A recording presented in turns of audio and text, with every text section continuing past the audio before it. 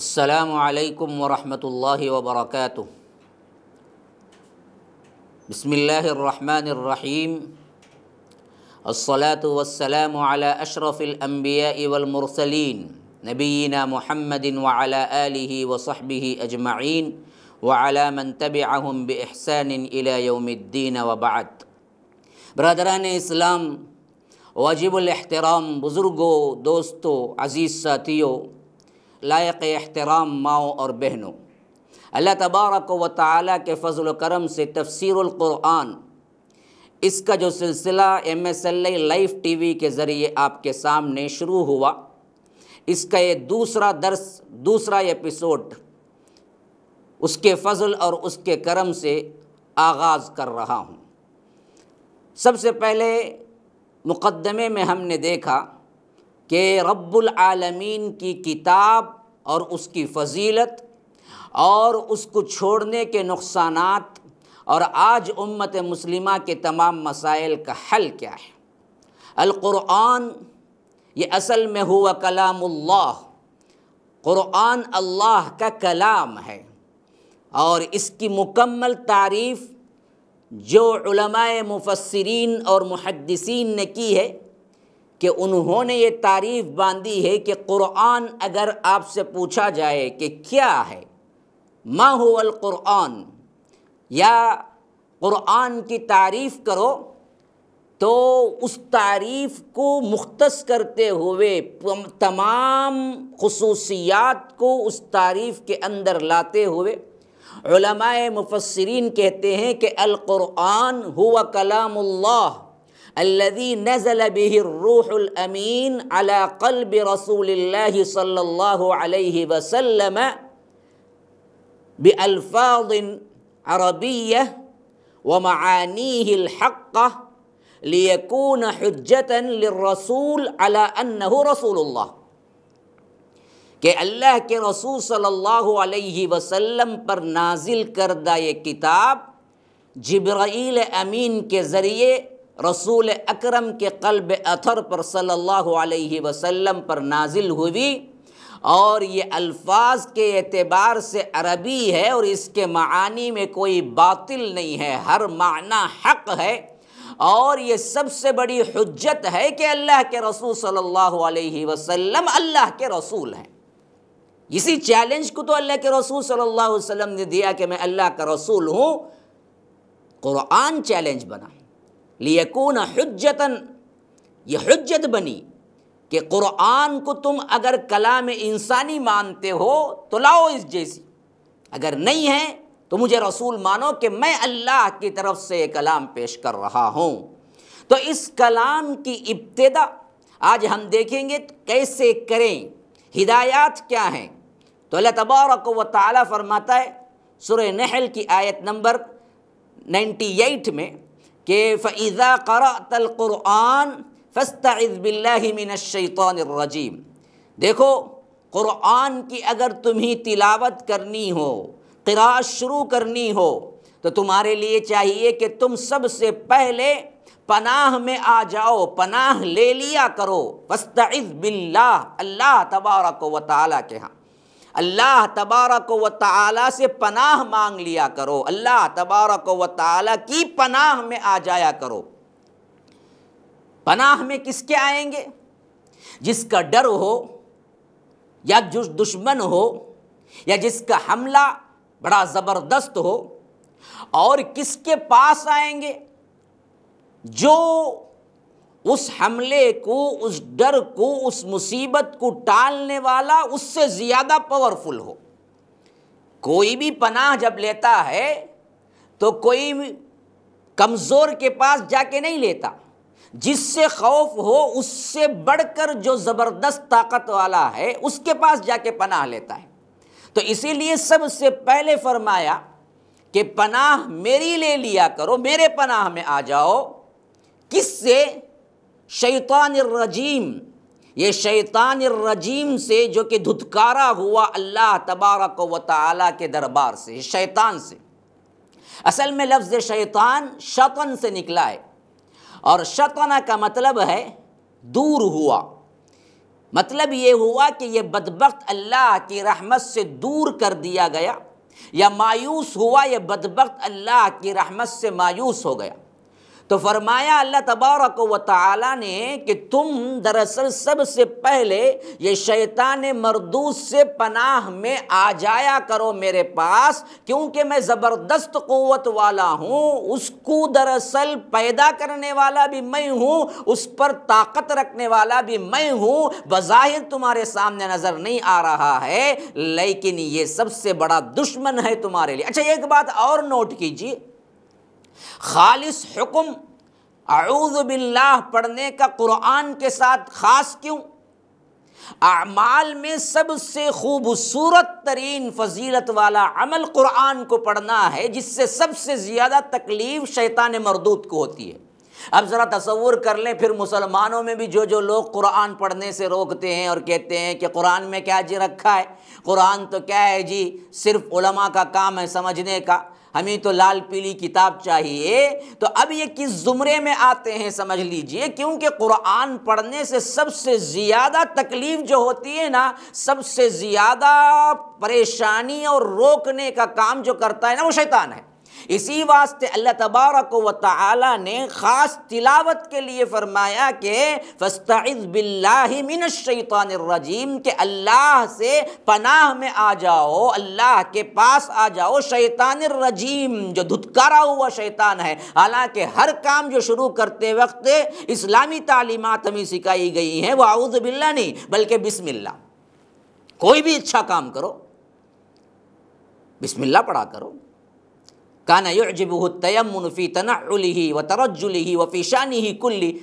اما عائشہ رضی اللہ عنہ کی روایت ہے کہ اللہ کے رسول صلی اللہ علیہ وسلم ہر کام، خواہ وہ چھوٹے سے چھوٹا کام ہو، بڑے سے بڑا کام ہو، سیدھے طرف سے شروع کرتے اور بسم اللہ پڑھتے۔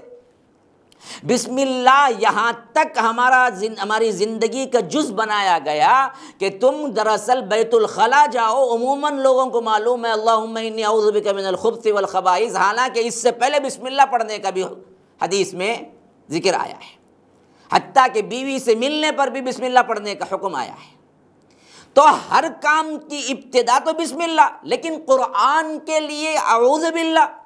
تو معلوم ہوا رب نے جو حکم دیا وہ حکم اصل میں اس حیثیت سے بہت اہمیت رکھنے والا ہے کہ قرآن مجید کو پڑھنا اور سمجھنا اس حالت میں کہ شیطان کے لیے اتنا زیادہ زبردست مار ہے اس کو، اور وہ اتنا زبردست کوشش کرتا ہے کہ کسی نہ کسی طرح قرآن پڑھنے سے رک جائے، سمجھ سے رک جائے۔ اس واسطے اللہ نے پہلے حکم دیا کہ اس بدبخت مردود سے میری پناہ میں آ جایا کرو۔ آج جتنے لوگ قرآن سے روکتے ہیں وہ کس شکل میں، کس زمرے میں آ رہے ہیں سمجھ لیجیے۔ خاص حکم ہوا میری پناہ میں آ جایا کرو، حالانکہ آپ سورۃ الفاتحہ میں اعوذ باللہ لکھا ہوا نہیں پائیں گے، لیکن جب بھی پڑھتے ہیں قرآن وہاں یہ عموم اصول آ گیا، اعوذ باللہ۔ اعوذ یہ ہے تعوذ سے نکلا ہے، اور اس کا مطلب ہے پناہ لینا، کسی کی پناہ لینا۔ ہم پناہ لیتے ہیں۔ اعوذ باللہ کا مطلب ہے مضارع کا متکلم کا صیغہ ہے، واحد کا۔ انا اعوذ باللہ، میں اللہ کی پناہ لیتا ہوں، میں اللہ کی پناہ لیتا ہوں۔ من الشیطان الرجیم، کس سے؟ شیطان مردود سے۔ رجیم کا مطلب دھتکارا ہوا، شطنہ کا مطلب مایوس، اس بدبخت سے جو اللہ کی رحمت سے مایوس ہو کے گناہوں پہ اڑ گیا۔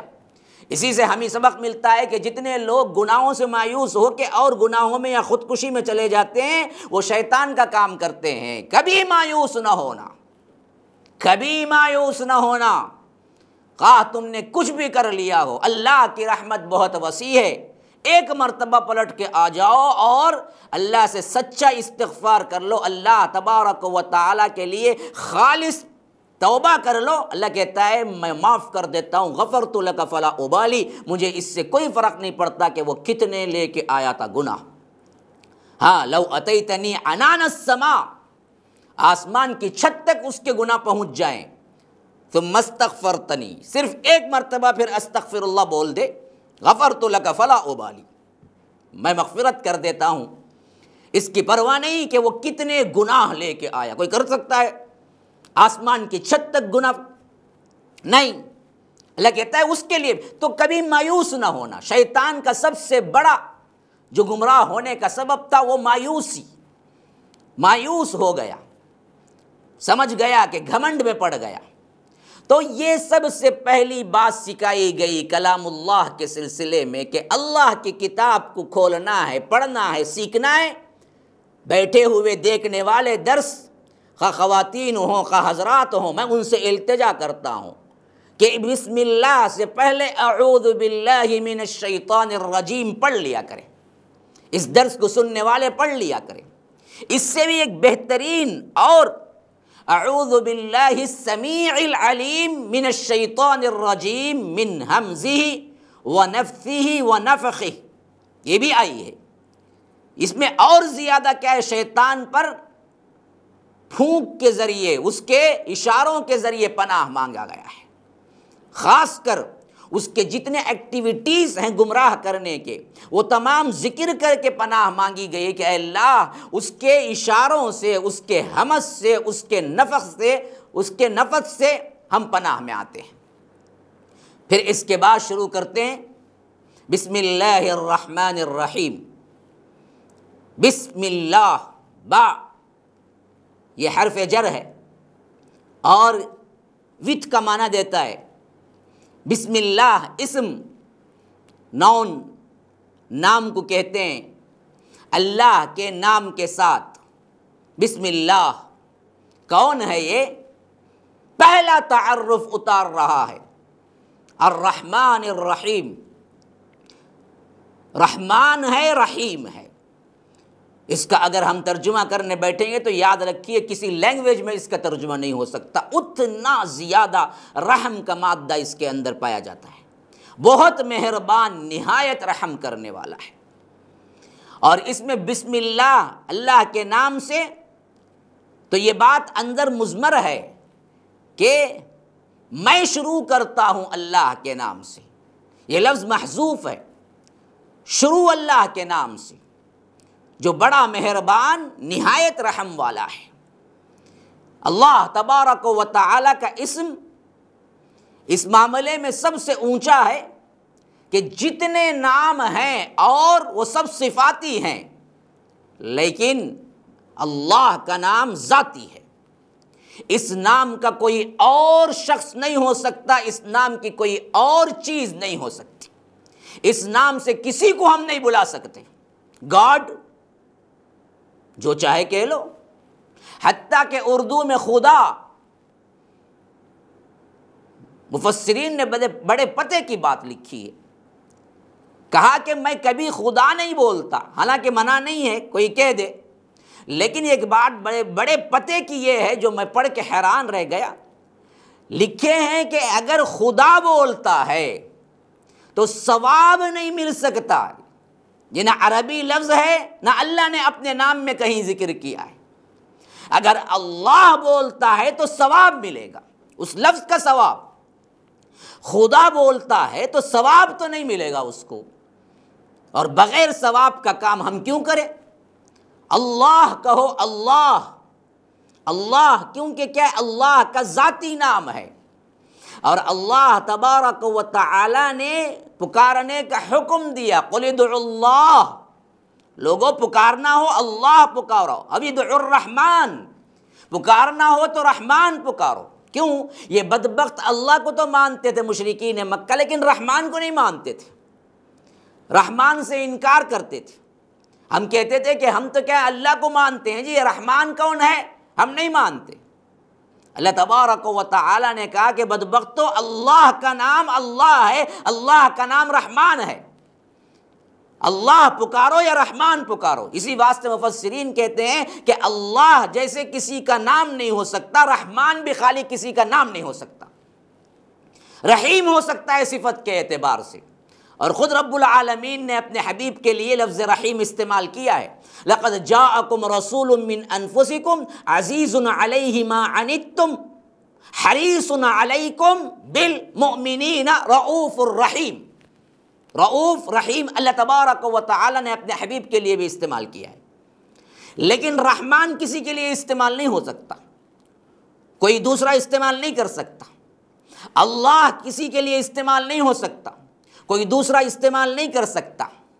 تو یہ اللہ کا ذاتی نام ہے، اور خدا یہ اللہ کے ناموں میں سے نام نہیں ہے، گاڈ اللہ کے ناموں میں سے نام نہیں ہے۔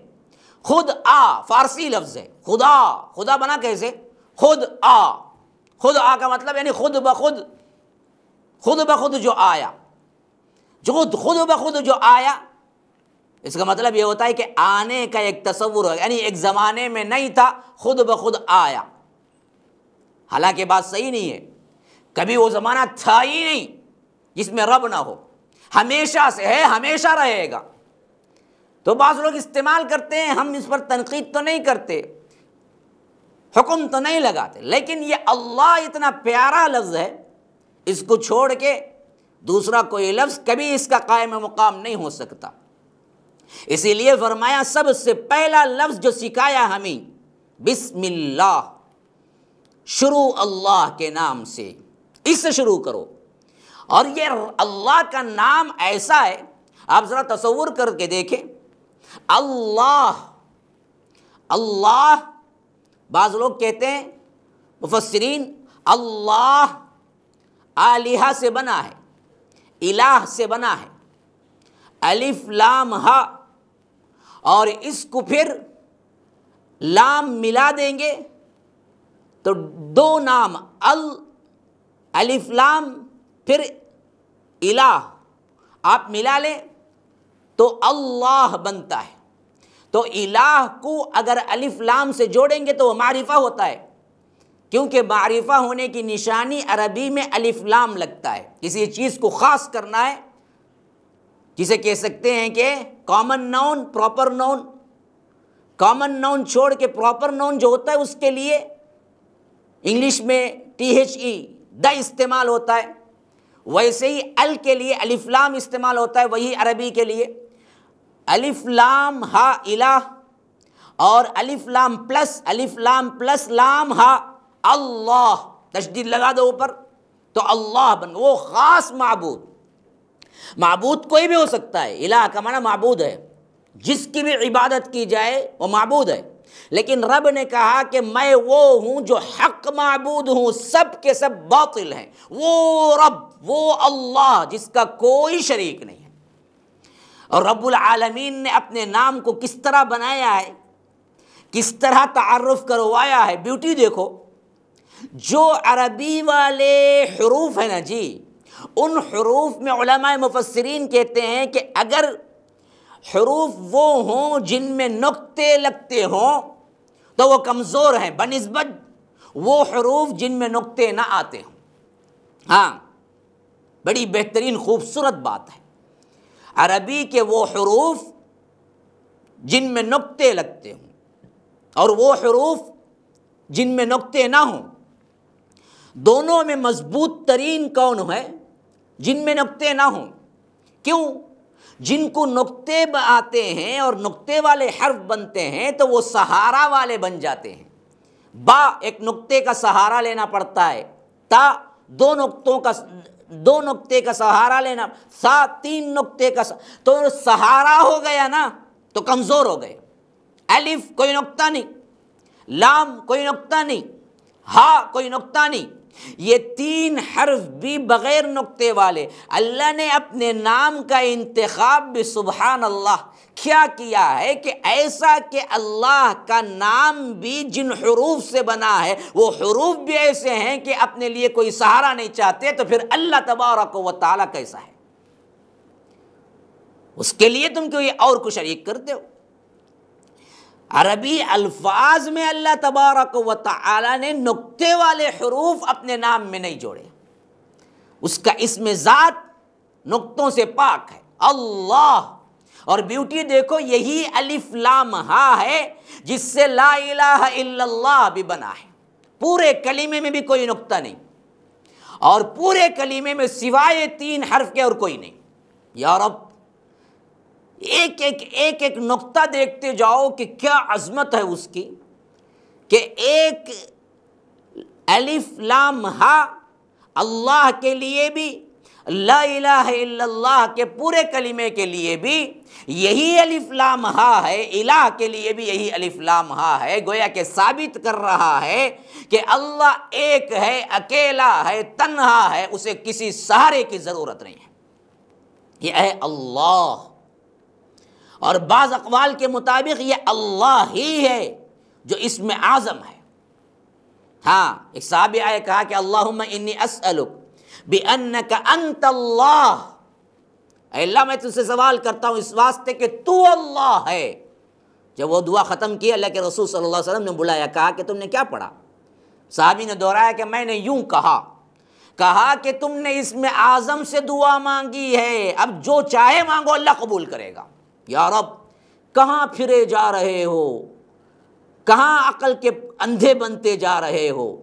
ایک رب موجود ہے جو تمہاری دعاؤں کو قبول کرنے والا ہے، اس کو چھوڑ کر جھنڈے بنڈوں کے لیے تم کیا ہے دعائیں کر رہے ہو، قبروں کے پاس کھڑے ہو کے دعائیں کر رہے ہو، اسم اعظم کی تلاش میں در بدر کی ٹھوکریں کھا رہے ہو، اپنا مال اپنا ایمان ان ڈاکوؤں کے حوالے کر رہے ہو، تو یاد رکھو اسم اعظم کی تلاش ہے تو اللہ ہے یا الحی القیوم ہے۔ تو یہ اللہ کا لفظ سکھا کہ رب العالمین تمام اسما پر برتری ظاہر کی، کہ کہا کہ یہ ہے میرا نام، اور اس کے ذریعے سے اے رب العالمین کی کتاب کو شروع کرو۔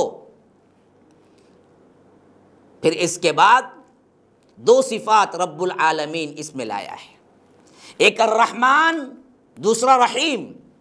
رحمان بھی خاص اللہ کے لیے ہے، رحیم اللہ تبارک و تعالی کے لیے بھی استعمال ہوتا ہے، بندوں کے لیے بھی، لیکن اگر وہ الرحیم ہوگا تو وہ کوئی اور نہیں سوائے اللہ ہوگا۔ لیکن جو دونوں کا مادہ رحم سے نکلا ہے، اور دو اسم ایک ہی جگہ، کوئی خاص وجہ، الرحمن ہی آ جاتا کافی تھا یا الرحیم آ جاتا کافی تھا؟ علماء مفسرین کہتے ہیں کہ نہیں، الرحمن عام ہے، الرحیم خاص ہے۔ یہ تفسیر ابن کثیر رحمہ اللہ کے اندر یہ بات آئی ہے کہ وَكَانَ بِالْمُؤْمِنِينَ رَحِيمًا، سورہ احزاب، رحیم ہونے کے لیے اعتبار سے مومنین کے ساتھ خاص کیا۔ عدل کے ساتھ جو کام ہوگا، اللہ تبارک و تعالی عدل و انصاف کا مالک ہے، تو اللہ تبارک و تعالی مومنین کے اعمال کو قبول کرے گا، ایمان کو قبول کر کے جنت میں بھیجے گا، تو وہ رحیم، اور ہر ایک کو جو نافرمان ہے اس کے لیے بھی روزی روٹی فراہم کر رہا ہے، تو وہ رحمان ہے، رحمان ہے۔ لیکن دوسری ایک تشریح بھی مفسرین کی ہے جو اور بھی بڑی کیا یونیک ہے، بڑی گہری بھی ہے، کہا کہ رحمان کی صفت کے اندر جوش ہے لیکن زمانہ لمبا نہیں پایا جاتا۔ اب رحمان ہے، اب کوئی بھی رحمان ہے، یا یوں کہہ سکتے ہیں کہ اب کیا ہے، رحمت کا جوش ہے، جوش ہمیشہ تو نہیں ہوتا، لیکن اللہ نے رحیم ساتھ ملا کے یہ اشارہ دے دیا میری رحمانیت ہمیشہ کے لیے ہے۔ یہ بڑا گہرا نقطہ ہے، جو طالب علم ہے ان کے لحاظ سے میں نے دوسرا نقطہ بیان کیا، جو عام فہم ہے وہ علماء اور عام طور پر جو عوام ہیں ان کے لیے میں نے بیان کیا۔ یہ ہے بسم اللہ الرحمن الرحیم کا ترجمہ۔ اب اس کے احکام کیا ہیں یہ سمجھ لیجئے۔ بسم اللہ الرحمن الرحیم کیا یہ الگ سے آیت ہے یا سورہ فاتحہ کی آیت ہے یا آ کر ہر سورت کی ایک آیت ہے؟ تین باتیں ہیں، تین باتیں سمجھ لیجئے حکم کے اعتبار سے۔ سورہ فاتحہ کی خاص آیت ہے، نمبر ایک۔ نمبر دو، نہ سورہ فاتحہ کی نہ کوئی دوسرے سورت کی، مستقلاً ایک آیت ہے۔ نمبر تین، سورہ فاتحہ کی نہیں، ہر سورت کی ایک آیت ہے۔ اس حیثیت سے اگر مان لیں گے تو 113 آیتیں قرآن مجید میں آگے بڑھ جائیں گی کیلکولیشن کے اعتبار سے۔ ان تینوں کے پاس دلائل ہیں، لیکن صحیح ترین بات، راجح ترین بات جو احادیث میں اشارہ ہم کو ملتا ہے وہ یہ کہ بسم اللہ الرحمن الرحیم سورۃ الفاتحہ کی آیت ہے، اور عام سورتوں کی آیت ہے یا دو سورتوں کے درمیان ڈفرنٹ کرنے کے لیے مستقلاً اتری ہوئی آیت ہے۔ یہ سب سے راجح ترین مسئلہ ہے جو میں بیان کر رہا ہوں علماء مفسرین کے درمیان۔ اس کی بحثیں اگر پڑھیں گے تو آپ کو کیا گھنٹے لگ جائیں گے، میں ان سب کا خلاصہ آپ کے سامنے رکھ رہا ہوں کہ یہ تین باتوں میں سب سے پہلی چیز سورہ فاتحہ کی آیت ہے تو آیت نمبر 1 بسم اللہ الرحمن الرحیم ہونا چاہیے۔ لیکن ہمارے جو ایشیا میں چھپنے والے بہت سے مصاحف ہیں ان میں کیا کر دیا جاتا ہے، بسم اللہ الرحمن الرحیم کو آیت نہیں، الحمدللہ رب العالمین کو آیت بنا کر اہدنا الصراط المستقیم صراط الذین انعمت علیہم کو جو ہندسہ 5 کے لیے استعمال ہوتا ہے، 5 یہ اصل میں کوفیین کے نزدیک آیت ہے۔ آیت کا ایک سمبل تو وہ ہوتا ہے جو گول ہوتا ہے، ہم دیکھتے ہیں، ایک دوسرا سمبل جو کوفیین کے نزدیک ہوتا ہے وہ عربی کا 5 ہے۔ 5 کا سمبل لکھ دیتے ہیں کہ یہاں آیت بھی ہے اور نہیں بھی ہے، بعضوں کے پاس آیت ہے بعضوں کے پاس نہیں ہے، اور لطف یہ ہے کہ اس کے اوپر الف لام بھی لکھ دیتے ہیں کہ یہاں مت کھڑا ہو، عجیب بات ہے۔ تو اس واسطے اگر ہم دیکھیں گے عمیق نظر سے کہ اگر بسم اللہ آیت نمبر 1 ہو جائے گی تو غیر المغضوب علیہم ولا الضالین سب مل کے ایک آیت بن جائے گی اور بسم اللہ کے ساتھ پورے 7 ہو جائیں گی۔ بسم اللہ اگر نہ ملا ہو تو تب مسئلہ پیش آتا ہے کہ صراط الذین انعمت علیہم غیر المغضوب علیہم ولا الضالین کو 2 آیتیں شمار کریں، اور اس کے بہت سے دلائل ہیں جو احادیث میں آئے ہیں۔ اللہ کے رسول صلی اللہ علیہ وسلم نے بسم اللہ الرحمن الرحیم تلاوت کر کے بتایا کہ یہ کیا ہے، سورہ فاتحہ کی سب سے پہلی آیت ہے، اور اسی طرح اللہ کے رسول صلی اللہ علیہ وسلم نے کئی مرتبہ اس کو جہراً پڑھ کے بتلایا نماز کے اندر کہ بسم اللہ الرحمن الرحیم آیت ہے۔ اس کے مخالف حدیث بھی آئی ہے جس میں مسلم کی حدیث ہے جس میں کہتے ہیں حضرت انس بن مالک کی کہ میں نے اللہ کے رسول سے اور اللہ کے رسول صلی اللہ علیہ وسلم کے بعد ابو بکر سے عمر سے ہم نے پیچھے نماز پڑھی، وہ سورہ فاتحہ کو الحمدللہ رب العالمین سے شروع کرتے تھے۔ تو یاد رکھیے یہاں پر بھی نفی نہیں ہے، اس واسطے ہی بعض محدثین کہتے ہیں کہ یہ حدیث وہ تمام احادیث کے خلاف لگتی ہے جس میں آیت کا اشارہ بھی ملتا ہے اور اس میں پڑھنے کے لیے جہراً بھی ثابت ہے۔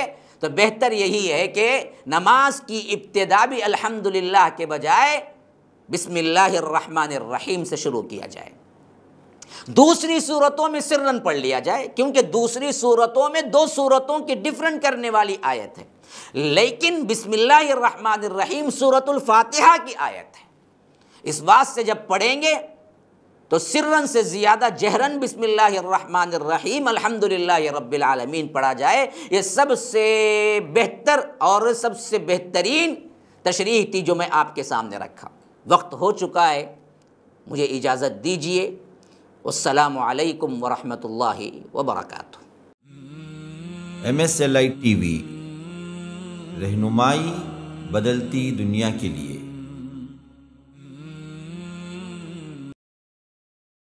السلام علیکم ورحمۃ اللہ وبرکاتہ۔ الحمد للہ حمدا کثیرا کما امر واشہد ان لا الہ الا اللہ وحدہ لا شریک لہ ادغاما لمن جحد بہ وکفر، وصلی اللہ وسلم علی نبینا محمد۔ فاعوذ باللہ من الشیطان الرجیم، بسم اللہ الرحمن الرحیم۔ انا نحن نزلنا الذکر وانا له لحافظون۔ اللہم ارنا الحق حقا وارزقنا اتباعہ وارنا الباطل باطلا وارزقنا اجتنابہ، آمین یا رب العالمین۔ ناظرین و سامعین،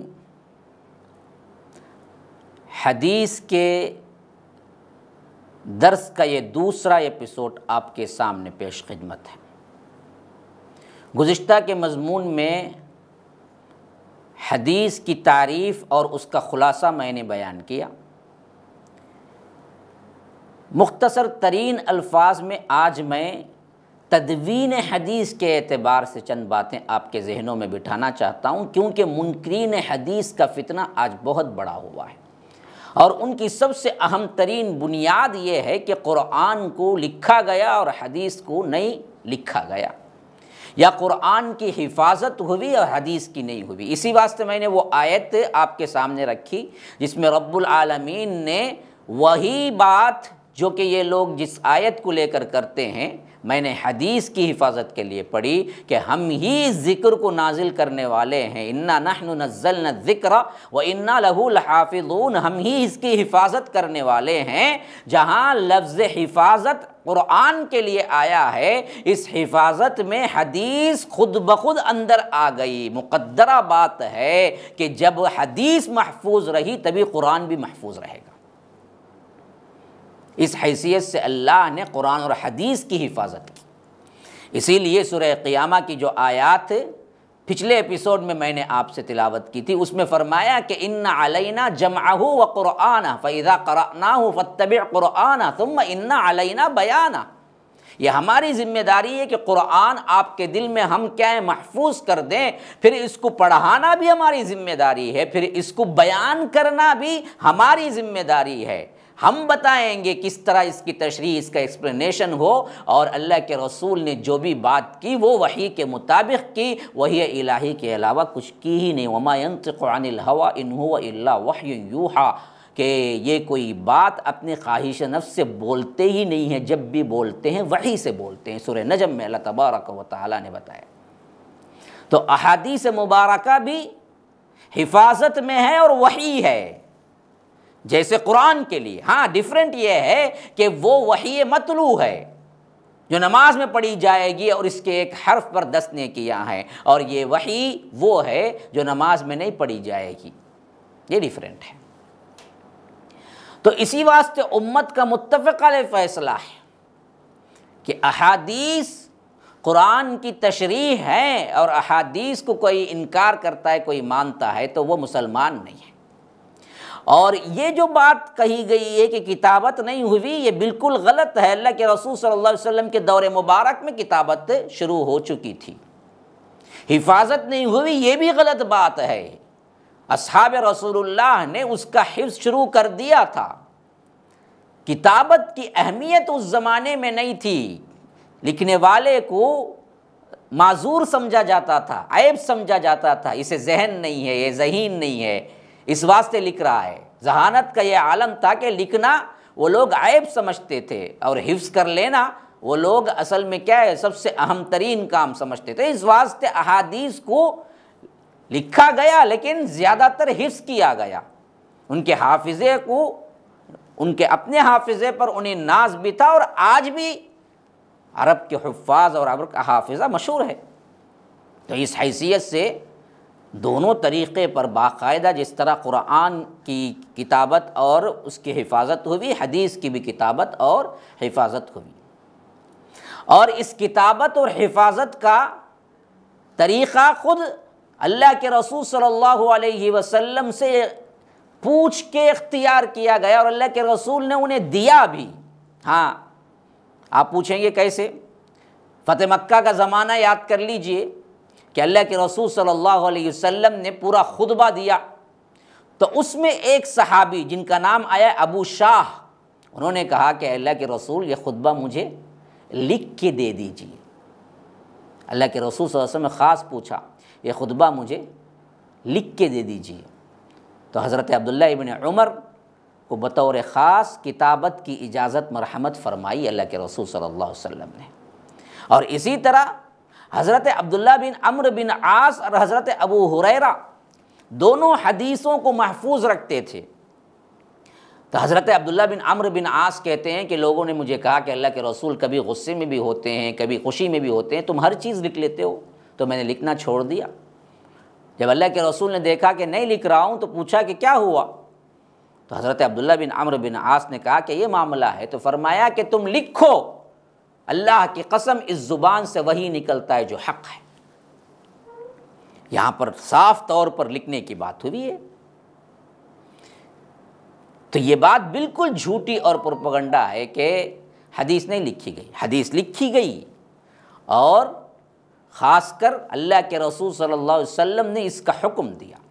اور اسی طرح بات سمجھیے، دور رسالت اور عہد صحابہ میں احادیث کا بہت سا تحریری سرمایہ وجود میں آ چکا تھا۔ جب نہیں لکھی گئی تو کہاں سے کتابیں تحریری سرمایہ باقاعدہ، ہاں صحیفہ، اس کا نام بھی تھا، احادیث میں یہ بات آتی ہے، ہاں الصادقہ کے نام سے احادیث کا مجموعہ تھا اصحاب رسول اللہ صلی اللہ علیہ وسلم کے دور مبارک میں۔ پھر اس کا متصل ترین دور حضرت عمر بن عبدالعزیز کی خلافت کا دور، انہوں نے تو باقاعدہ طور پر تدوین اور جمع کرنے کا حکم دیا اپنی خلافت کے زمانے میں سرکاری طور پر۔ حضرت محمد بن مسلم بن شہاب زہری، جو کہ اس وقت کے بہت بڑے محدثین میں سے ہیں، کہ ان کو باقاعدہ حکم دیا کہ تم احادیث کو جمع کرو۔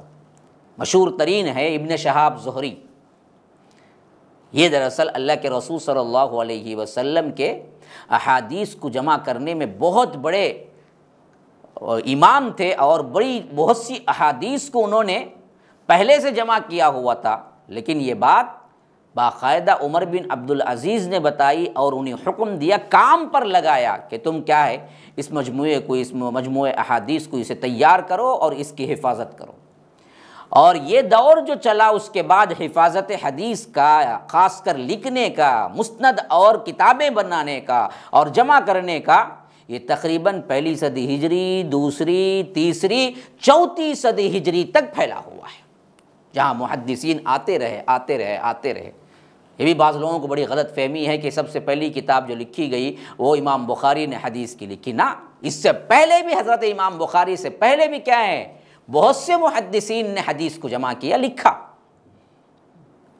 بعض لوگوں نے کیا ہے، اس میں سب سے بڑا امام بخاری رحمہ اللہ پر کیا ہے یہ چیز لائے ہیں کہ ان کی پیدائش ہی 200 ہجری کے قریب ہوئی تھی، 194 ان کی پیدائش ہے، تو 200 سال تک احادیث لکھی نہیں گئی، یہ کہہ دیا گیا ہے۔ حالانکہ بات ایسی نہیں ہے، بلکہ یہ ہے کہ امام بخاری رحمہ اللہ نے صحیح جمع کرنے کے شرط پر لکھا، ورنہ تو حضرت عبداللہ بن عمرو بن عاص اپنی زندگی میں لکھنا شروع کر دیے تھے، جو کہ اللہ کے رسول صلی اللہ علیہ وسلم کو بتایا بھی تھا اور اللہ کے رسول نے حکم بھی دیا تھا، تو دور رسول سے ہی لکھنا شروع ہو گیا تھا۔ اور عمر بن عبدالعزیز جو کہ خاص کر 99 to 102 ہجری ان کی خلافت رہی ہے، انہوں نے تو اپنے دور خلافت میں پہلی ہجری ابھی ختم بھی نہیں ہوئی، اللہ کے فضل و کرم سے محدثین کو بلا کر یہ کام انجام دینے کے لیے کہا، اور اس کے لیے سرکاری طور پر کیا ہے کام انہوں نے اٹھایا کہ اس کو ہم باقاعدہ طور پر تدوین کریں گے۔ اب اس کے بعد آئیے، ان محدثین کے ساتھ ساتھ جو سب سے اہم ترین کام امام بخاری رحمہ اللہ نے پیش کیا وہ تھا احادیث کو کانٹ چھانٹ کر کے صحیح احادیث کو جمع کرنے کا کام۔ یہ وہ کام ہے جس کی وجہ سے امام بخاری رحمہ اللہ نے سب سے بڑی شہرت پائی۔ امام بخاری رحمہ اللہ کے سلسلے میں چند باتیں، تاکہ ان کے تیار کردہ ان کے مجموعے کو ہم اگلے ایپیسوڈ میں پڑھنے جا رہے ہیں، تو ان کی سیرت کے چند پہلو میں آپ کے سامنے رکھتا ہوں۔ یہ ابو عبداللہ محمد بن اسماعیل بن ابراہیم بن مغیرہ بن بردزبہ جعفی بخاری ہے، ان کا پورا نام اس طرح ہے، ابو عبداللہ محمد بن اسماعیل بن ابراہیم بن مغیرہ بن بردزبہ بن جعفی بخاری ہے۔ ابو عبداللہ ان کی کنیت ہے، محمد ان کا نام ہے، اسماعیل ان کے باپ کا نام ہے، ابراہیم ان کے دادا کا نام ہے، مغیرہ ان کے پردادا کا نام ہے، اور بردزبہ ان کے باپ کا نام ہے، اور یہ فارسیون نسل ہیں، فارس کے رہنے والے ہیں، اور یہی وہ پہلے شخص ہیں جو ابراہیم بن مغیرہ ہیں جو اسلام قبول کیے۔ پھر اس کے بعد جعفی اس حیثیت سے ہیں کہ جعفر نامی جو آقا تھا ان کے مولا میں شمار ہوتے تھے، ان کے آزاد کردہ غلاموں میں شمار ہوتے تھے، تو اس حیثیت سے جعفی کا لقب ان کے ساتھ مل گیا اور بخارا میں پیدا ہونے کی حیثیت سے بخاری کہلائے۔ یہ امام بخاری رحمہ اللہ کا۔ بعض لوگ کہتے ہیں کہ بردزبہ یہ فارسی لفظ ہے جس کا معنی ہے کھیتی باڑی کرنے والا، زراعت پیشہ، کیونکہ یہ جب فارس میں تھے قبول اسلام سے پہلے ان کا خاندان کھیتی باڑی کرتا تھا، اس واسطے وہ لقب کے طور پر جب اسلام قبول کر لیا، جن کے ہاتھوں میں اسلام قبول کرتے تھے ان کی طرف نسبت ہو جاتی تھی۔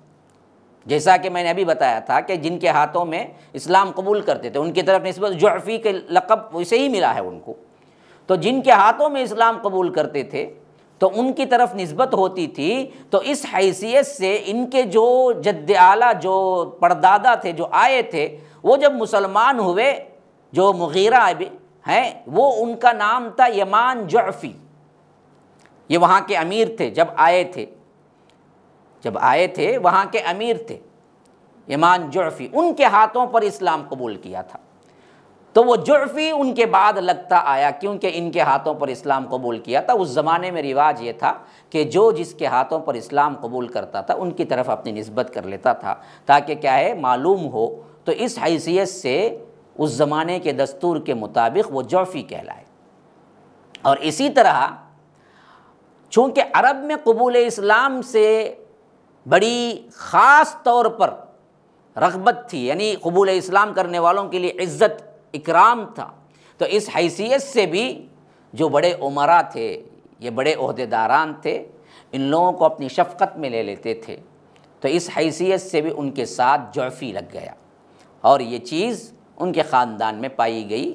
اور اس کے بعد ان کے دادا اور ان کے ابا جب تھے انہوں نے اسماعیل، وہ اس وقت کے بہت بڑے اہل علم میں شمار ہوتے تھے، تو اس حیثیت سے ایک خاندان معروف و مشہور تھا جب امام بخاری رحمہ اللہ پیدا ہوئے۔ امام بخاری رحمہ اللہ ذات اور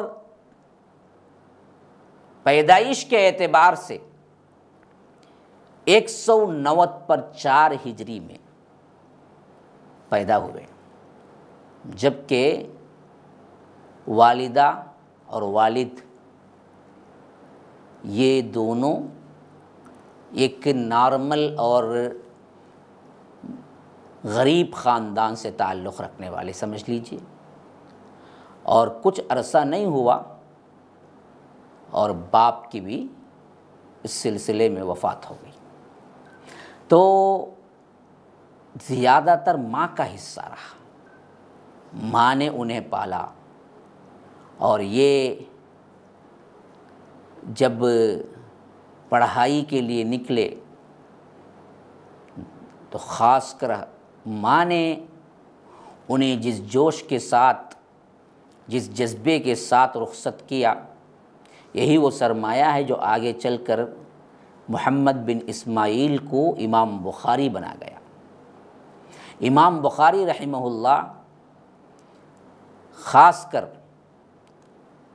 30 رمضان المبارک 255 ہجری بمطابق 31 اگست 870 عیسوی وفات پائی۔ گویا کہ کل مدت زندگی ادھر کے 56 سال اور ادھر کے 6 سال، تو سمجھ لیجئے 61-62 سال کی عمر میں وہ کارنامہ انجام دیا جو کہ قیامت تک زندہ و تابندہ رہے گا، قیامت تک، کیونکہ انہوں نے حدیث کی رکھوالی کی، حدیث کے لیے اپنا تن بندھن لگایا۔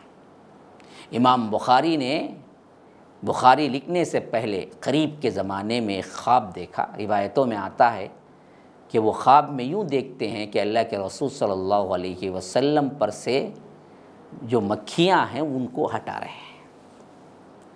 معبرین، تعبیر دینے والوں سے جب انہوں نے بیان کیا تو بہترین تعبیر نکالی گئی۔ ان سے فرمایا گیا کہ آپ شاید وہ شخصیت ہوں گے جو اللہ کے رسول صلی اللہ علیہ وسلم پر جھوٹ اور بہتان ترازی کرتے ہوئے غلط بات نسبت کر دیے ہیں، غلط بات کیا ہیں، حدیث بنا دیے ہیں، جھوٹے احادیث، من گھڑت احادیث جو بنا دیے گئے ہیں، آپ ان میں کانٹ چھانٹ کریں گے اور ان میں صحیح احادیث کو الگ کریں گے۔ یہی اس خواب کی تعبیر ہے، وہ بالکل پکی اور سچی تعبیر نکلی، واقعتاً یہی کام ہوا۔ اور امام بخاری رحمہ اللہ کہتے ہیں کہ میں نے اس میں ہر حدیث کے لیے ایک مرتبہ غسل کیا اور ایک مرتبہ استخارہ 2 رکعت نماز پڑھی۔ یا رب،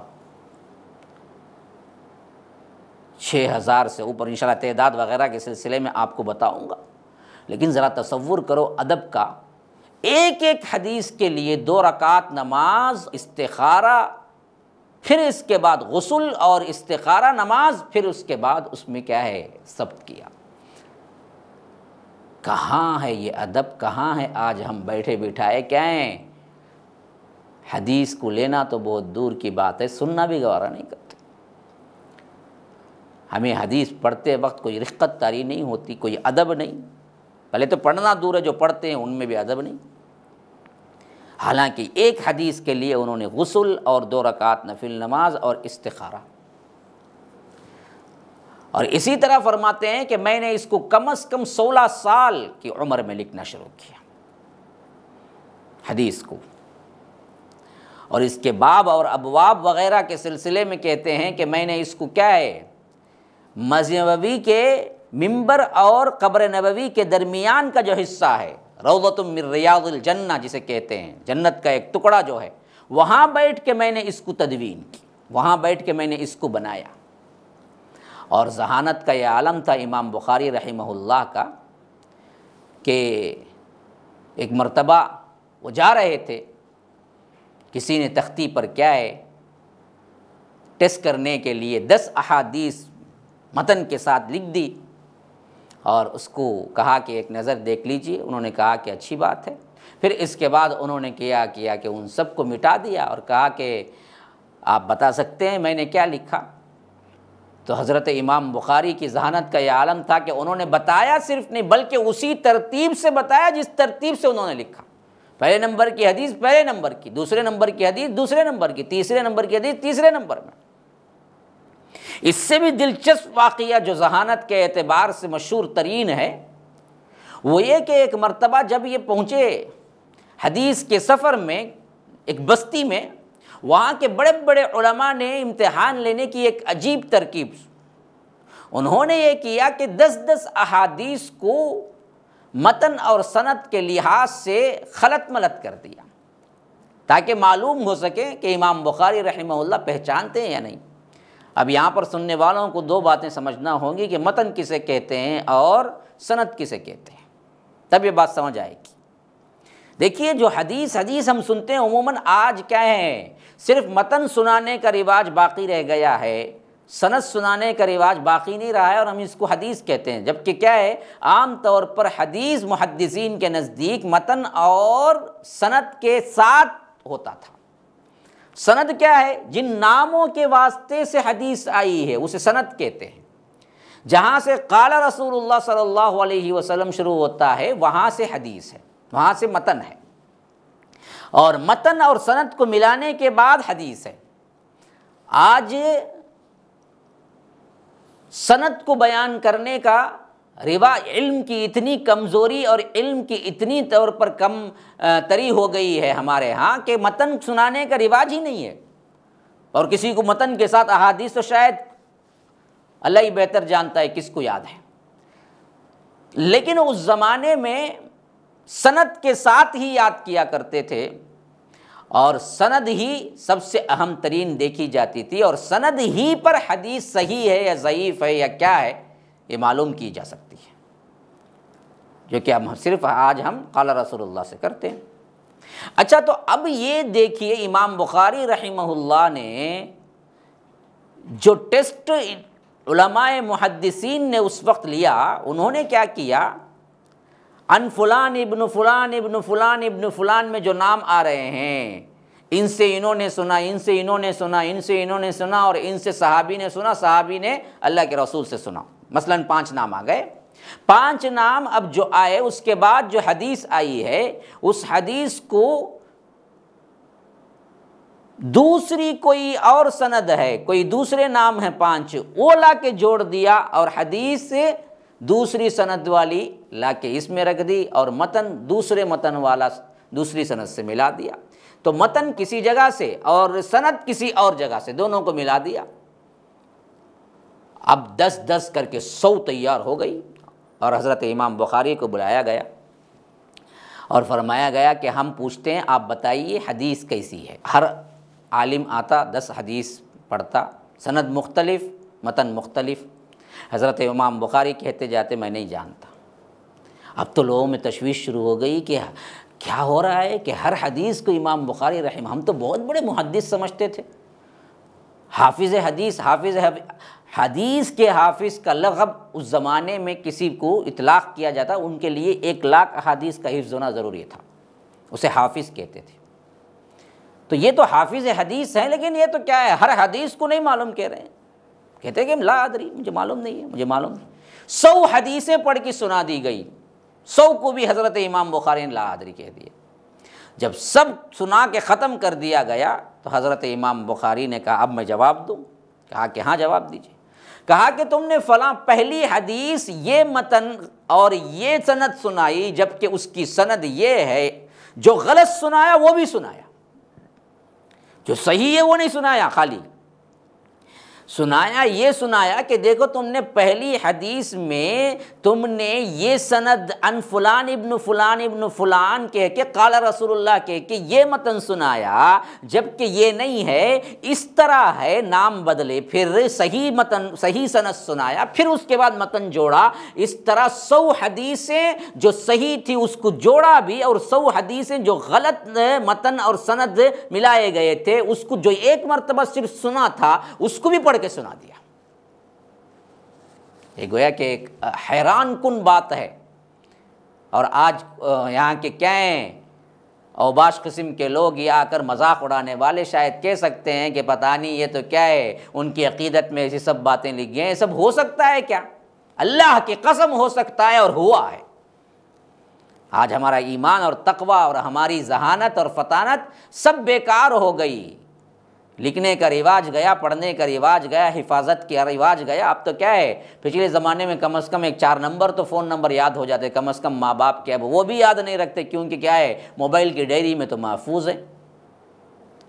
ہمارے پاس حفاظت اور یادداشت چلی گئی۔ یہ وہ زمانہ تھا جس میں اللہ نے غیر معمولی افراد کو پیدا کیا، اور یہ بات بالکل واقعی سچی ہے کہ امام بخاری رحمہ اللہ کی حافظے کی قوت ایسی ہی تھی، گویا کہ ایک مرتبہ اپنے آنکھوں سے کسی امیج کو دیکھ لیا، یعنی کسی چیز کو دیکھ لیا، وہ ایسے ہی حفظ ہو جاتی تھی امام بخاری رحمہ اللہ۔ ہاں، اسی واسطے فرماتے ہیں کہ بالکل بچپن میں قرآن مجید حفظ کر لیا امام بخاری رحمہ اللہ نے، بالکل بچپن میں۔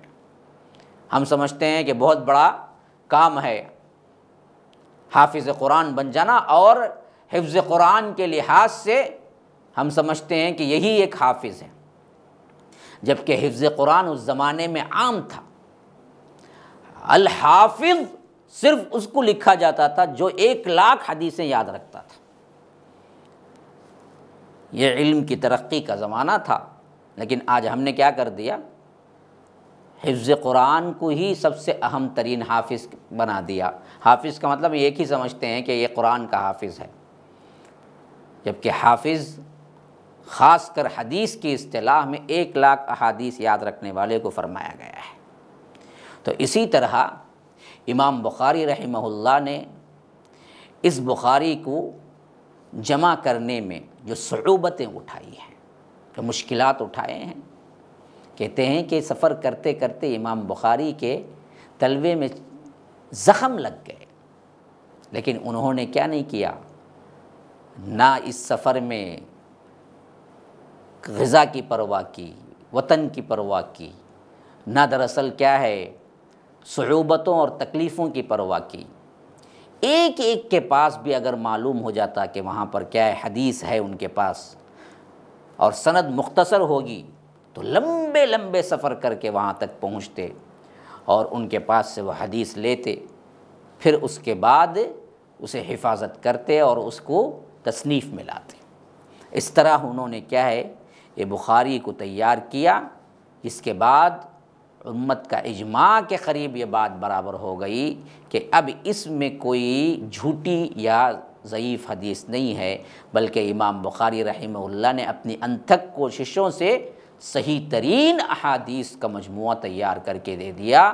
اس کے اندر زندگی کے ہر مسئلے کا حل موجود ہے، لیکن یہ ہماری بدبختی اور بدقسمتی ہے کہ ہم اس کو نہ پڑھتے ہیں، نہ اس کو پڑھ کر عمل کرنے کا جذبہ رکھتے ہیں۔ اللہ تعالیٰ نیک توفیق دے ہم سب کو کہ ہم احادیث کا مطالعہ کریں اور اس کو اپنی عملی زندگی میں لائیں۔ اللہ تبارک و تعالیٰ ہمیں سننے اور سمجھنے اور اس پر عمل کرنے کی توفیق دے۔ اگلے ایپیسوڈ تک کے لیے مجھے اجازت دیجیے۔ والسلام علیکم ورحمۃ اللہ وبرکاتہ۔ MSLI TV، رہنمائی بدلتی دنیا کے لیے۔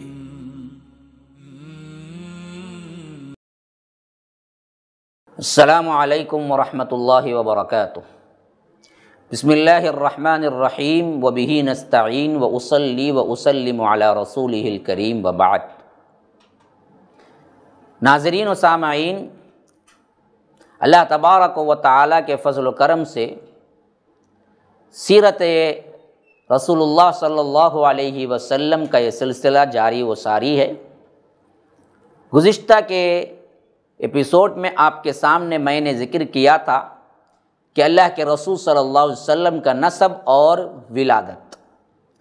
ولادت کے اعتبار سے دن اور تاریخ کے بارے میں نے ابھی گفتگو نہیں کی، انشاءاللہ وہ بات آگے آئے گی۔ اللہ کے رسول صلی اللہ علیہ وسلم کے پیدا ہوتے وقت ان کے والد حضرت عبداللہ کا انتقال ہو چکا تھا، پھر اس کے بعد ان کے دادا عبد المطلب نے کفالت کی، پھر ان کا بھی انتقال ہو گیا جبکہ اللہ کے رسول صلی اللہ علیہ وسلم کی عمر 8 سال یا 8 سال سے کچھ اوپر تھی۔ پھر اس کے بعد ان کے چچا ابو طالب نے کفالت کی، اور ابو طالب کی کفالت میں اللہ کے رسول صلی اللہ علیہ وسلم پروان چڑھے، یہاں تک کہ بعض روایتوں میں آتا ہے کہ 12 سال کی عمر تھی تو ایک جگہ شام کی سفر کے لیے ساتھ میں لے گئے۔ تجارت کے سلسلے میں حضرت ابو طالب جا رہے تھے تو ساتھ میں اپنے بھتیجے کو بھی لے جانا چاہتے تھے تو لے گئے، لیکن راستے میں واپس آ گئے۔ یہ روایت مختلف طرق سے آئی ہے اور اس میں کئی چیزیں ایسی بھی ہیں جو کہ غلط ہیں۔ اس روایت میں یہ بھی ہے کہ حضرت بلال ساتھ میں تھے، حالانکہ اس وقت ان کے وجود کا بھی نام و نشان نہیں ہوگا، ابھی پیدا بھی نہیں ہوئے ہوں گے، تو اس وقت ذکر کر دیا گیا ہے اس میں۔ اور بعض روایت میں غلطی ہے کہ واپس مدینہ آ گئے جبکہ ابھی مدینہ جانے کا ذکر نہیں ہے۔ تو صحیح تر بات یہی ہے کہ اللہ کے رسول 12 سال میں شام کا سفر کیا، پتہ نہیں کس وجہ سے، کوئی بھی وجہ ہوگی، بہرکیف شام کو نہیں پہنچے، اللہ کے رسول صلی اللہ علیہ وسلم واپس آ گئے۔ ایک روایت میں یہ بھی آیا ہے کہ بحیرہ راہب، ایک عیسائی راہب رہا کرتا تھا، اللہ کے رسول صلی اللہ علیہ وسلم کو دیکھ کے اس نے ریکویسٹ کی، درخواست کی حضرت ابو طالب سے کہ بچے کو واپس بھیج دو، یہود اگر پہچان لیں گے تو ان کے لیے جان کا خطرہ ہے۔ اس واسطے بھی کیا ہے حضرت ابو طالب واپس بھیج دیے۔ بہرکیف صحیح طور پر بات یہی وجہ ہم کہہ نہیں سکتے، ہاں اتنا ہے کہ 12 سال کی عمر میں اللہ کے رسول صلی اللہ علیہ وسلم اپنے چچا کے ساتھ سفر کیا اور راہ میں سے واپس آ گئے، یہ بالکل صحیح بات ہے۔ اور اسی طرح اس کے بعد جب 25 سال کی عمر ہوئی تو اللہ کے رسول صلی اللہ علیہ وسلم تجارت کے سلسلے میں بصرہ گئے۔ بصرہ ایک شہر کا نام ہے، اسے بصرہ بھی بولتے ہیں۔ تو یاد رکھیے یہاں پر اللہ کے رسول صلی اللہ علیہ وسلم تجارت کیے اور واپس آئے۔ اس تجارت کے فوری بعد ہی حضرت خدیجۃ الکبریٰ نے اپنے لیے نکاح کا پیغام دیا اور نکاح ہو گیا، اور سب سے پہلی بیوی خدیجہ بنت خویلد سے اللہ کے رسول صلی اللہ علیہ وسلم شادی کیے۔ سب سے پہلی بیوی خدیجہ بنت خویلد ہے۔ بہت سے لوگ اس کی تلفظ میں بڑی غلطی کرتے ہیں، سب خدیجہ خدیجہ کہتے ہیں، تا نہیں ہے بلکہ خدیجہ ہے رضی اللہ عنہا، اور ان کے باپ کا نام خویلد تھا۔ یہ بہترین اس دور کی معزز ترین خاتون تھی، اور اللہ کے رسول صلی اللہ علیہ وسلم سے ان کی یہ تیسری شادی تھی، 2 شادیاں ہو چکی تھیں، اور عمر اس وقت تقریباً 40 سال تھی، اور اللہ کے رسول صلی اللہ علیہ وسلم کی عمر 25 سال تھی، اور بعض روایتوں میں 30 سال بھی آیا، صح ترین قول تو یہی ہے کہ 25 سال تھی۔ پھر اس کے بعد جیسے ہی نبوت کا زمانہ قریب آتا گیا، یعنی 40 سال پورے ہونے کو آتے گئے، تو اس سے کچھ مدت پہلے 2 سال 3 سال پہلے اللہ کے رسول صلی اللہ علیہ وسلم کو تنہائی پسند ہو گئی تھی، تنہائی محبوب تھی، اور اس تنہائی میں عمومی طور پر اللہ کے رسول صلی اللہ علیہ وسلم اپنے گھر سے چند میل کے فاصلے پر ایک غار تھا جس کا نام ہے غار حرا۔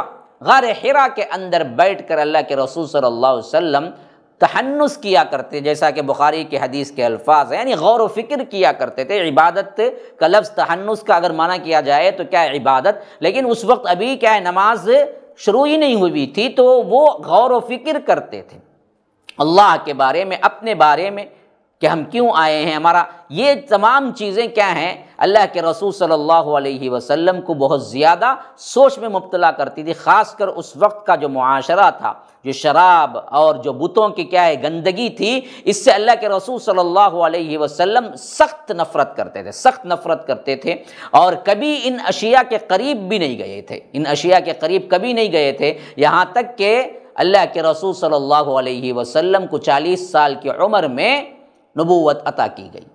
نبوت اللہ کے رسول صلی اللہ علیہ وسلم کو غار حرا میں ملی، یہ بات تو بالکل متفق علیہ ہے، لیکن وحی اور کس طور سے ملی اس بارے میں علماء کا تھوڑا سا اختلاف ہے۔ بعض لوگ کہتے ہیں کہ پہلی وحی جو ہوئی وہ سورہ مدثر تھی، اور بعض لوگ کہتے ہیں کہ پہلی وحی اقرا سورہ علق کے 5 آیات، اور صحیح ترین بات یہی ہے کہ سورہ علق کے 5 آیات پہلے وحی کے طور پر نازل ہوئے۔ اور اسی طرح بعضوں نے کہا کہ یہ جو وحی اتری تھی یہ زمانہ تھا ربیع الاول کا زمانہ، ربیع الاول کا مہینہ تھا، اور اللہ کے رسول صلی اللہ علیہ وسلم کی عمر مبارک 41 سال کی شروع ہو رہی تھی۔ بعضوں نے کہا ہے کہ نہیں، یہ رمضان المبارک کا مہینہ تھا، یہ رمضان المبارک کا مہینہ تھا، اس واسطے کہ اللہ تبارک و تعالی فرماتا ہے شہر رمضان الذی انزل فیہ القرآن۔ سب سے اہم ترین دلیل یہی ہے کہ اللہ تبارک و تعالی نے قرآن کو نازل ہونے کے سلسلے میں فرمایا کہ شہر رمضان الذی انزل فیہ القرآن، سورہ بقرہ سورہ نمبر 2 اور آیت نمبر 185 185، جس میں اللہ تبارک و تعالی کہتا ہے۔ لیکن بعضوں نے اس کو اس طرح سے بھی تعویل کی ہے کہ اللہ نے لوح محفوظ سے آسمان دنیا پر بیک وقت جو نازل کیا وہ رمضان تھا، پھر اس کے بعد آسمان دنیا سے اللہ کے رسول صلی اللہ علیہ وسلم پر جو نازل ہونا شروع ہوا وہ ربیع الاول کے مہینے میں شروع ہوا۔ یہ دونوں باتیں بھی کیا ہیں مانی جا سکتی ہیں، لیکن بہتر یہی ہے کہ اس وقت جو نزول کا لفظ اللہ تبارک و تعالی کہہ رہا ہے، جو انزل فیہ القرآن، وہ دراصل کیا ہے آسمان دنیا سے اللہ کے رسول صلی اللہ علیہ وسلم تک جو وحی لائی اسی کو مراد قرار دیا جائے، یہ دراصل سب سے بہتر چیز ہے۔ اور اسی طرح اللہ کے رسول صلی اللہ علیہ وسلم اس وقت غار حرا میں تھے تو جبرائیل آئے، اور جبرائیل علیہ السلام نے وحی اتاری۔ اب دراصل ہم آگے بڑھنے سے پہلے وحی کے بارے میں جان لینا انتہائی ضروری ہے، کیونکہ اب پورا جو تسلسل رہے گا وہ وحی پر ہی مبنی ہے۔ خواہ وہ حدیث آئے گی سیرت مبارکہ میں، قرآن کے تفسیر کے کچھ پہلو آئیں گے آیتوں کے، وہ سب کچھ جو مبنی ہے وہ کس پر ہے؟ وہ وحی پر ہے۔ تو وحی کی ابتدا کب ہوئی؟ نزول قرآن سے ہوئی، نبوت ملنے سے ہوئی۔ کیسے ہوئی؟ امام ابن القیم رحمہ اللہ فرماتے ہیں کہ الرؤیا الصادقہ، کیسے ہوئی؟ سچے خوابوں سے ہوئی۔ سب سے پہلے وحی کی جو کیفیت شروع ہوئی، یہ کیفیت پورے 6 مہینے رہی۔ کیسے؟ جو دیکھتے تھے بالکل صبح سویرے وہ خواب سچا ہو کے سامنے آ جاتا تھا۔ فَكَانَ لَا يَرَى رُؤْيًا إِلَّا جَاءَتْ مِثْلَ فَلَقِ الصُّبْحِ، جیسے ہی صبح ہوتی تھی جو دیکھا تھا وہ بالکل سامنے آ جاتا تھا۔ یہ وحی کی ابتدا ہوئی، اور یہ ایک وحی جو کہ جبرائیل علیہ السلام لائے، اس وحی سے مختلف مرتبہ ہے اس وحی کا، جو کہ اللہ کے رسول صلی اللہ علیہ وسلم رؤیا صادقہ دیکھے، یعنی نبوت جو اللہ کے رسول صلی اللہ علیہ وسلم کو جبرائیل لائے، اس سے پہلے کا ایک وحی کا مرتبہ ہے۔ وہ وحی کیسے ہو رہی تھی؟ وہ سچے خوابوں سے ہو رہی تھی۔ پھر اس کے بعد دوسرا مرتبہ ہے جس میں کیا ہے؟ حضرت جبرائیل آئے۔ اسی واسطے اللہ کے رسول صلی اللہ علیہ وسلم نے خوابوں کو نبوت کا 46واں حصہ قرار دیا ہے۔ خواب کی ایک شکل جو وحی ہی کی ایک شکل ہے، خواب بھی اگر وہ سچا ہے تو اس کو اللہ کے رسول صلی اللہ علیہ وسلم نے فرمایا کہ یہ نبوت کا 46واں حصہ ہے۔ بہرکیف دوسرا مرتبہ یعنی دوسری کیفیت، کس کیفیت میں وحی آتی تھی؟ جیسا کہ خود اللہ کے رسول صلی اللہ علیہ وسلم نے فرمایا، ان روح القدس نفث فی روعی انہ لم تموت نفس حتی تستکمل رزقها فاتقوا اللہ واجملوا فی الطلب ولا يحملن استبطاء الرزق على ان يطلبوه بمعصیۃ اللہ فانما عند اللہ لا ینال الا بطاعہ۔ دیکھیے اللہ کے رسول صلی اللہ علیہ وسلم نے فرمایا کہ روح القدس یعنی جبرائیل میرے دل میں یہ بات اتارے یا یہ بات پھونکے، یہ بات ڈالے۔ یہ بھی دل میں ایک بات جبرائیل ڈالتے تھے، یہ بھی وحی کی ایک شکل ہے۔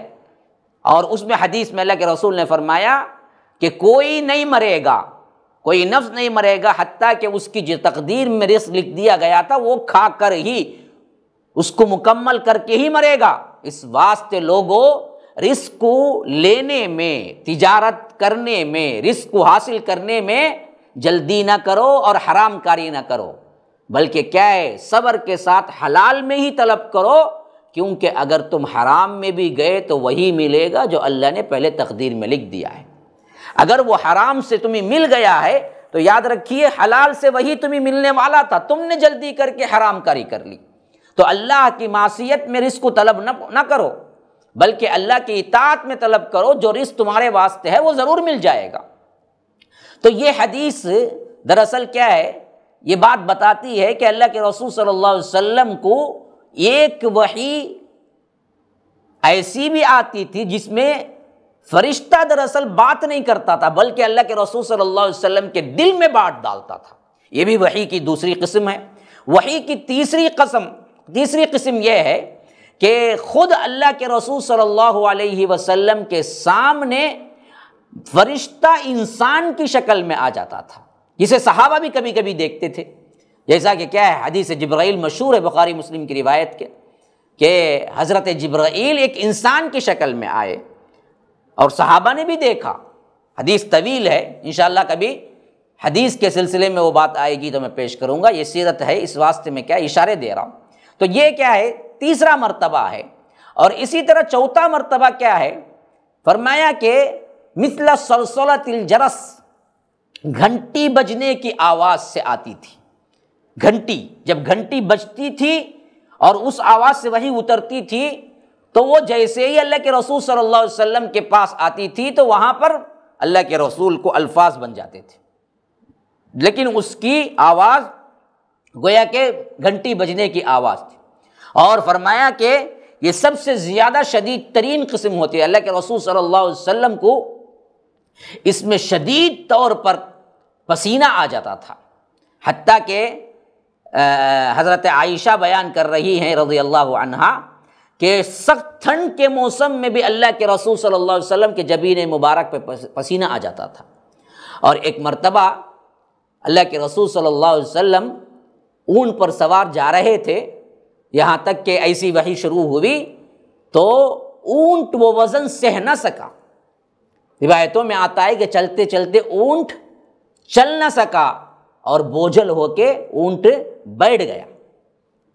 اس کے ہاتھ سے بھی وحی کی یہ کیفیت سنبھالی نہیں گئی۔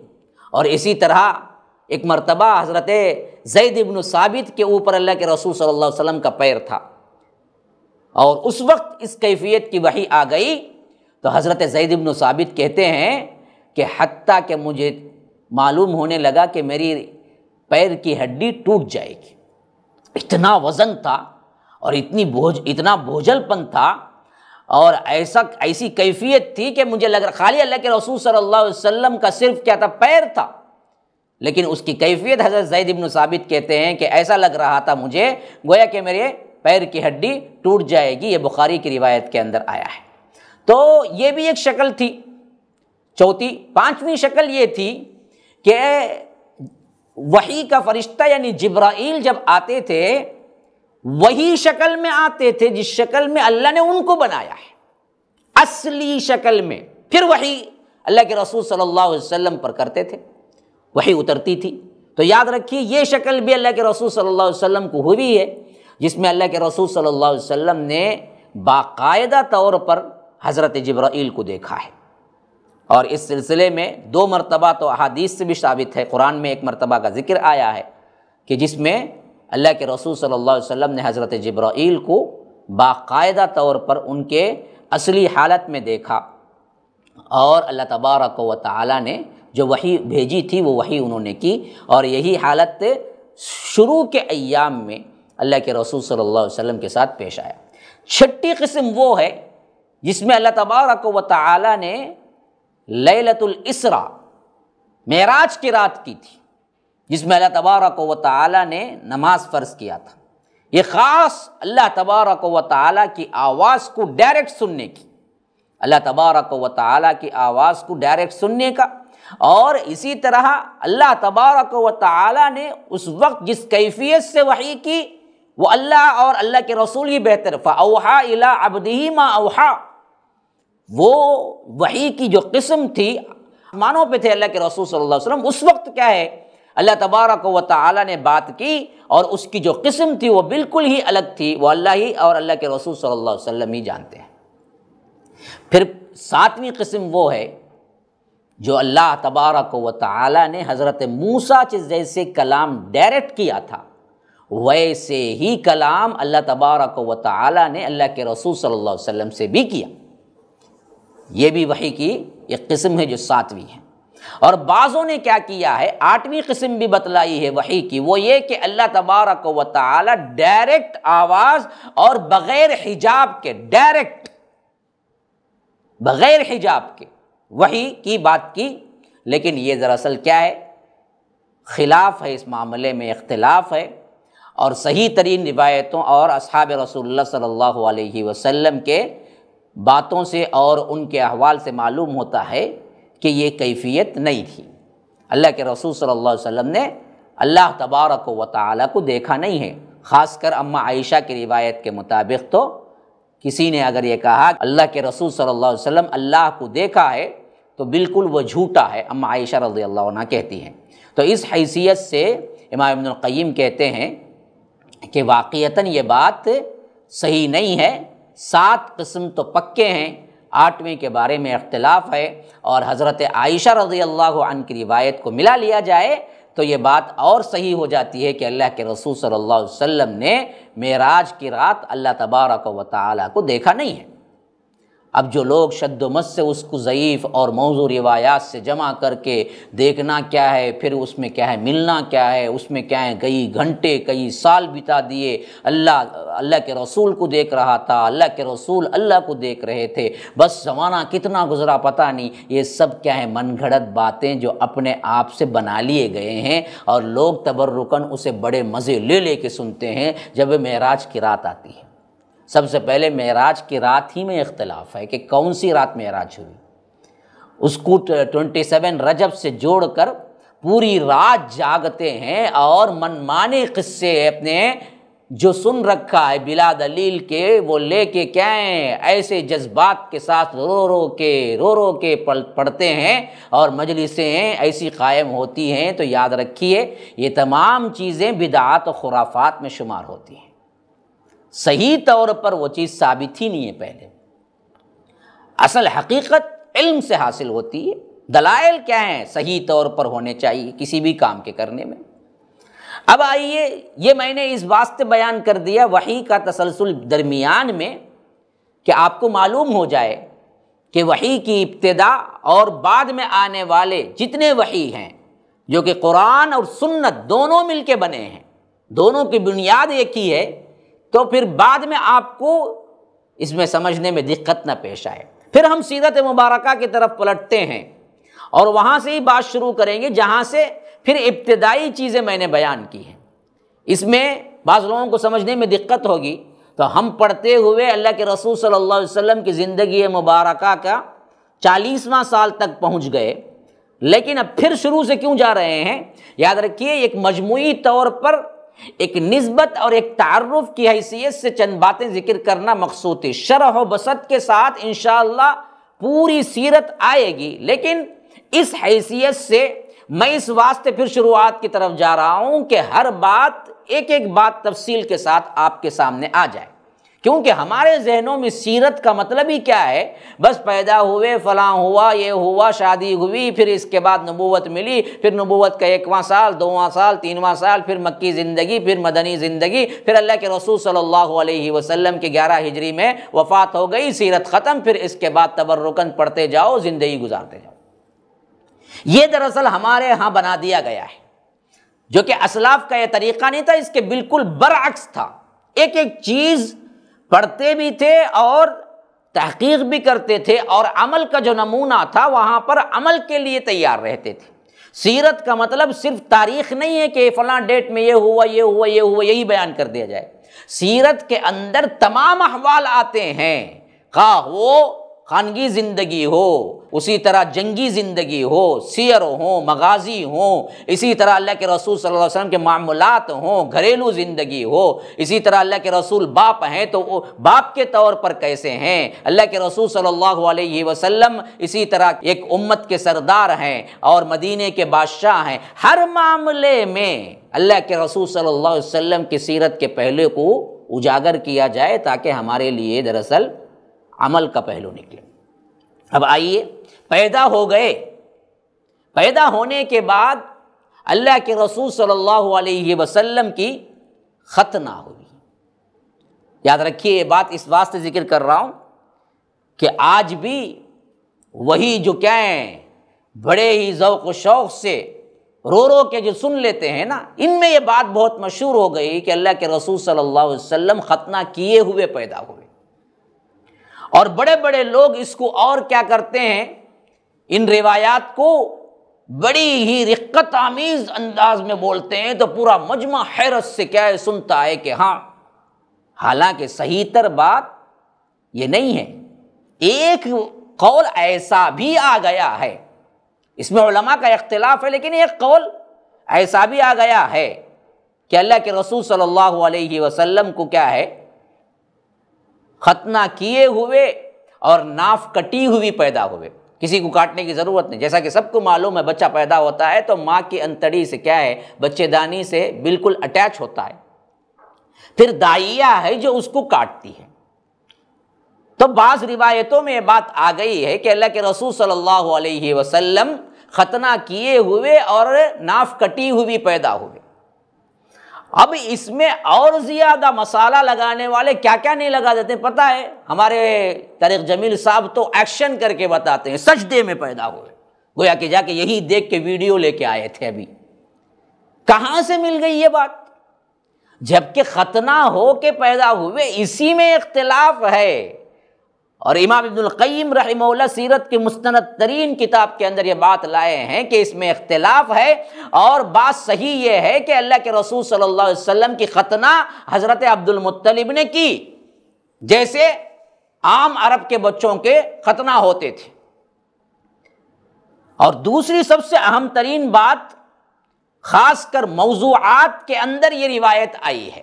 ہاں، موضوعات کے اندر یعنی موضوع روایتیں، جو کہ امام ابن الجوزی نے کتاب لکھی الموضوعات، خالی موضوع، جھوٹی من گھڑت روایات، ان کو جب جمع کیا ہے تو اس میں یہ روایت لائے ہیں کہ اللہ کے رسول صلی اللہ علیہ وسلم مختون یعنی ختنہ کیے ہوئے اور ناف کٹی ہوئی پیدا ہوئے، مختونن مسرورن، مسرور کا مطلب ہے کہ ناف کٹی ہوئی، بالکل موضوع روایت۔ اتنی بڑی مجلس میں بیٹھ کے اتنا بڑا علامۃ الدہر اب کہہ رہے ہیں کہ ہم نے کیا ہے یہ روایت کو عام کرنا ہے، تو یاد رکھیے یہ علمی خیانت نہیں ہے۔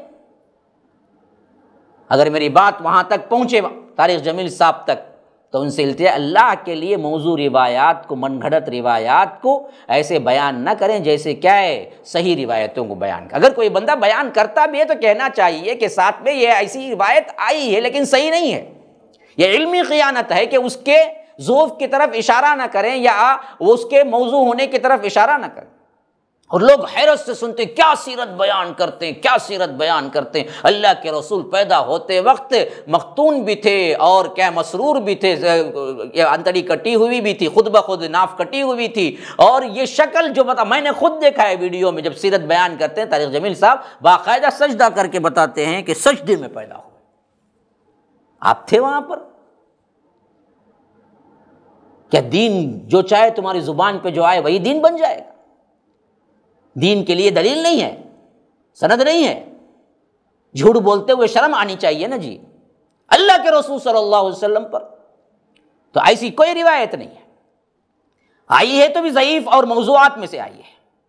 اسی وجہ سے انہوں نے کہا کہ ولیس فی حدیث ثابت، یہ حدیث ثابت ہی نہیں ہے۔ کیا؟ ختنہ کیے ہوئے پیدا ہونا ثابت ہی نہیں ہے۔ اور اس کے ساتھ ساتھ مزے کی بات یہ ہے، امام ابن القیم رحمہ اللہ کہتے ہیں ختنہ کیے ہوئے پیدا ہونا یہ خواص نبوت بھی نہیں ہے کوئی بات، یعنی یہ دراصل تعظیم یا یوں سمجھیے کہ وہ بچہ بہت بڑا کیا ہے نبی بننے والا ہے، اس کی علامت کے طور پر اللہ کے رسول صلی اللہ علیہ وسلم ختنہ کیے ہوئے پیدا ہونا، یہ کہنا بھی دراصل خواص نبوت میں سے نہیں ہے۔ کیوں؟ کہتے ہیں کہ بہت سے اور بچے بھی ختنہ کیے ہوئے پیدا ہوئے، یہ کوئی خصوصیت نہیں ہے۔ اگر ولو بالفرض ختنہ کیے ہوئے پیدا ہونے کی حدیث ثابت بھی ہو جاتی تو وہ کہتے ہیں کہ خواص نبوت نہیں ہے۔ یہ خود اس کے بعد 2-3 واقعات بیان کرتے ہیں کہ مجھے معلوم ہوا کہ فلاں جگہ بچہ پیدا ہوا اور وہ بچہ ختنہ کیا ہوا پیدا ہوا، وہ خواص نبوت ہے ہی نہیں۔ اس کو لے جا کے کیا ہے بڑے بڑے مجمع میں بیان کرنا اور بتانا کہ دیکھو یہ ایسا ہے، ایسے نبی پیدا ہوئے، صرف کرامات پر مبنی چیزیں بیان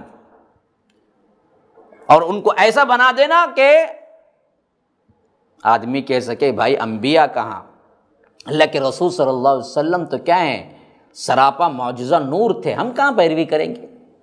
یہ بنا کے کیا کر لینا، بس تبرکن سیرت کو رکھ لینا، عمل سے فارغ ہو جانا، یہ بہانے ہیں آج۔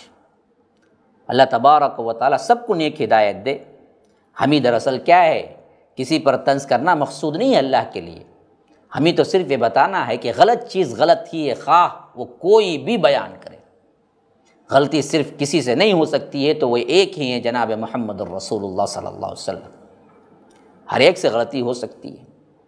طارق جمیل صاحب کو رجوع کر لینا چاہیے ان باتوں سے جو وہ کیا ہیں مسلسل 10-20 سال سے بڑے بڑے مجمع میں بیان کر کے لوگوں کو کیا ہے علمی خیانت کر رہے ہیں لوگوں سے، اور بتا رہے ہیں کہ یہ احادیث صحیح ہے جبکہ یہ حدیث صحیح نہیں ہے۔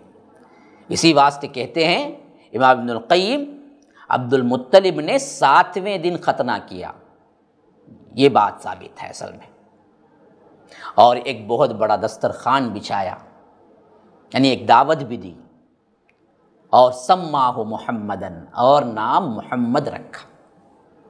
یہ بات آئی ہے نا، یہ بات کے لیے کیا ہیں دلائل ملتے ہیں، بقیہ جو چیزیں آئی ہیں اس میں دلائل نہیں ملتے۔ اور اسی طرح اللہ کے رسول صلی اللہ علیہ وسلم کے پیدا ہونے کے بعد یہ ختنے کا ایک مسئلہ جو آپ کو بیان کر دیا ہوں، اب دوسرا مسئلہ وہ ہے کہ دودھ پلانے والی مائیں کتنی تھی، یعنی کن کے تربیت میں خاص کر دودھ پینے کی عمر کو اللہ کے رسول صلی اللہ علیہ وسلم نے گزارا. یہ ایک الگ موضوع ہے، انشاءاللہ میں آپ کو اگلے ایپیسوڈ میں بیان کروں گا. تب تک کے لیے اجازت دیجیے. وآخر دعوانا ان الحمد للہ رب العالمین وصلی اللہ وسلم علی نبینا محمد. اسأل اللہ لی ولکم ولسائر المسلمین من کل ذنب فاستغفروہ انہ هو الغفور الرحیم. السلام علیکم ورحمۃ اللہ وبرکاتہ. MSLI TV رہنمائی بدلتی دنیا کے لیے.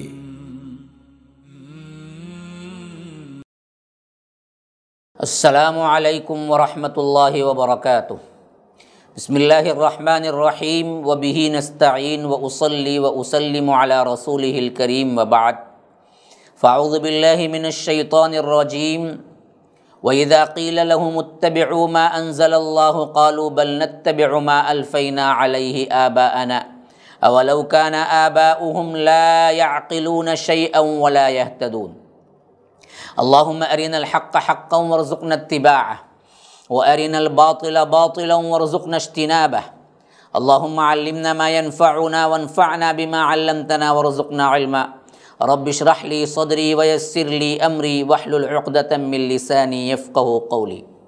برادران اسلام، واجب الاحترام بزرگوں، دوستوں، عزیز ساتھیوں، لائق احترام ماؤں اور بہنوں، اللہ تبارک و تعالیٰ کے فضل و کرم سے آپ کے سامنے MSLI لائف TV جاری و ساری ہے.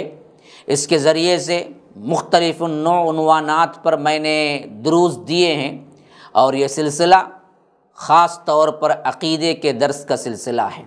اس سے پہلے کے درس میں آپ لوگوں کے سامنے میں نے بتایا تھا عقیدے کی اہمیت کیا ہے، عقیدے کا لغوی معنی کیا ہے، ڈکشنری میننگ کیا ہے، شرعی معنی کیا ہے، اور عقیدے کے اندر بگاڑ امت مسلمہ میں کیسے پیدا ہوا اور اس کے خاص اسباب کیا ہیں. یہ انشاءاللہ آج کے ٹاپک ہے.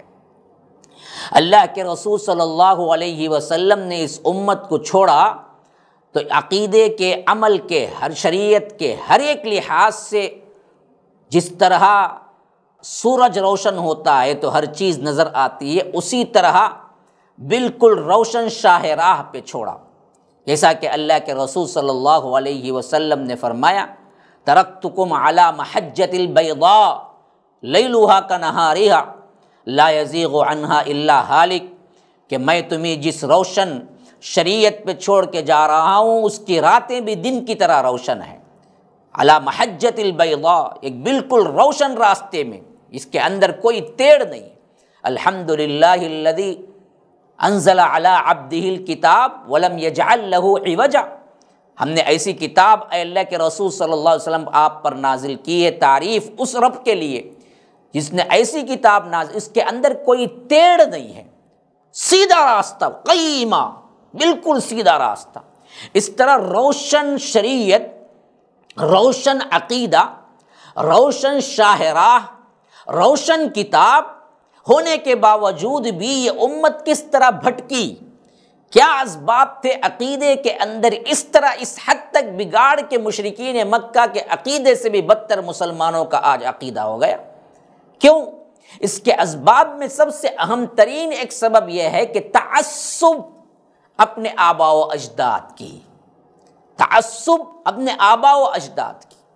کئی لوگوں کو قرآن اور حدیث کی جب آیتیں اور احادیث بتا دی جاتی ہیں کہ دیکھو اللہ کے رسول نے قبر پہ بیٹھنے سے منع کیا، سجدہ کرنے سے منع کیا، حتیٰ کہ اپنے لیے بھی سجدے کو جائز نہیں رکھا، پھر بھی تم قبروں کو، قبوں کو، جبوں کو سجدے کرتے ہو، تو لوگ کہتے ہیں کہ بات تو برابر ہے مولوی صاحب، لیکن کیا ہے ہمارے باپ دادا جو کرتے آتے تھے نا، اس کو آپ کیا کہیں. پہلی چیز جو عقیدے کو روکنے والی ہے، بگڑے ہوئے عقیدے کو صحیح طور پر تسلیم نہیں کرتی ہے انسانیت، اس کی ایک وجہ تعصب ہے اپنی آباء و اجداد کی. اور اس کو رب العالمین میں سورہ بقرہ کے اندر 170 آیت نمبر، سورہ نمبر 2 بڑے واضح انداز میں فرمایا کہ جب ان سے کہا جاتا ہے وَإِذَا قِيلَ لَهُمُ اتَّبِعُوا مَا أَنزَلَ اللَّهُ، اللہ نے جو نازل کیا ہے اس کی اتباع کرو، بقیہ سب چھوڑ دو، تو یہ کہتے ہیں کہ بل نتبع ما الفینا علیہ آباءنا، ہم دراصل کیا ہے، ہمارے باپ داداؤں کی پیروی کریں گے۔ تو اللہ پوچھتا ہے اولو کان آباؤہم، تمہارے باپ دادا ایسے ہوں لا یعقلون شیئا، کچھ عقل نہ رکھتے ہوں، عقل کے اندھے ہوں، ولا یہتدون، نہ ہدایت یافتہ ہوں، تبھی بھی تم انہیں کی پیروی کرو گے۔ کوئی کسان کا بیٹا ڈاکٹر بن گیا، کیا اس کو لوگ یہ کہیں گے کہ تو ڈاکٹر کیوں بنا؟ تیرا باپ تو کسان تھا، تجھے پڑھنے کا حق نہیں ہے، تو کسان ہی رہ۔ دنیاوی معاملات میں تو باپ سے آگے بڑھ کر، باپ سے زیادہ نالج حاصل کر کے انسان کچھ بننے کی کوشش کرتا ہے۔ دین کے سلسلے میں باپ داداؤں کو دراصل گارنٹی ٹھہراتا ہے۔ یہ دوغلا پن کیوں، یہ ڈبل اسٹینڈرڈ کیوں؟ یہ اصل میں اندر کا کیا ہے، فساد ہے جو انسان کو بدلنے نہیں دیتا۔ اس واسطے جب ان کو واضح طور پر شریعت اور توحید پیش کی جاتی ہے تو جو نہیں سمجھ میں آنے والی چیز ہے اس کو لے کر وہ لوگ بحث کرتے ہیں، اور علماء سو جو برے علماء ہیں اس کو اور شہ دیتے ہیں کہ ہاں بالکل صحیح ہے۔ دیکھیے ایک اللہ ہے، صرف اسی کی عبادت کرو، اس کے علاوہ کوئی نہیں ہے اس کا شریک سہیم، اور کوئی کچھ نہیں بنایا۔ یہ کتنا واضح بات ہے۔ اب اسی بات کو ایک اللہ ہے جو سب کچھ بنایا ہے، لیکن اس کے ساتھ بہت سے شریک بھی ہیں جس کو اللہ نے کوئی دلیل نہیں اتاری، یہ سمجھنا مشکل ہے یا وہ سمجھنا؟ سمجھ کے لحاظ سے پہلا والا عقیدہ بالکل صاف ہے، بنایا سب کچھ رب نے، وہ ایک ہی ہے، اس کے ساتھ کوئی شریک نہیں ہے، صرف اسی کی عبادت ہے، معاملہ ختم۔ یہ بالکل ذہن کو کیا ہے، دعوت دے رہی ہے کہ بالکل صحیح بات ہے۔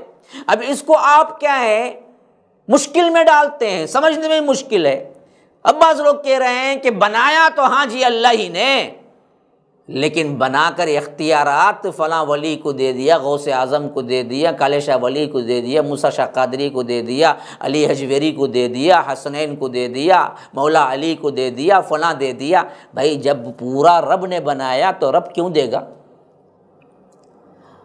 اچھا دیا ہے تو دینے کی کہاں ہے دلیل؟ دیا ہے تو کون بتانا کہ میں نے دیا؟ تم بتانا ہے یا رب بتانا ہے؟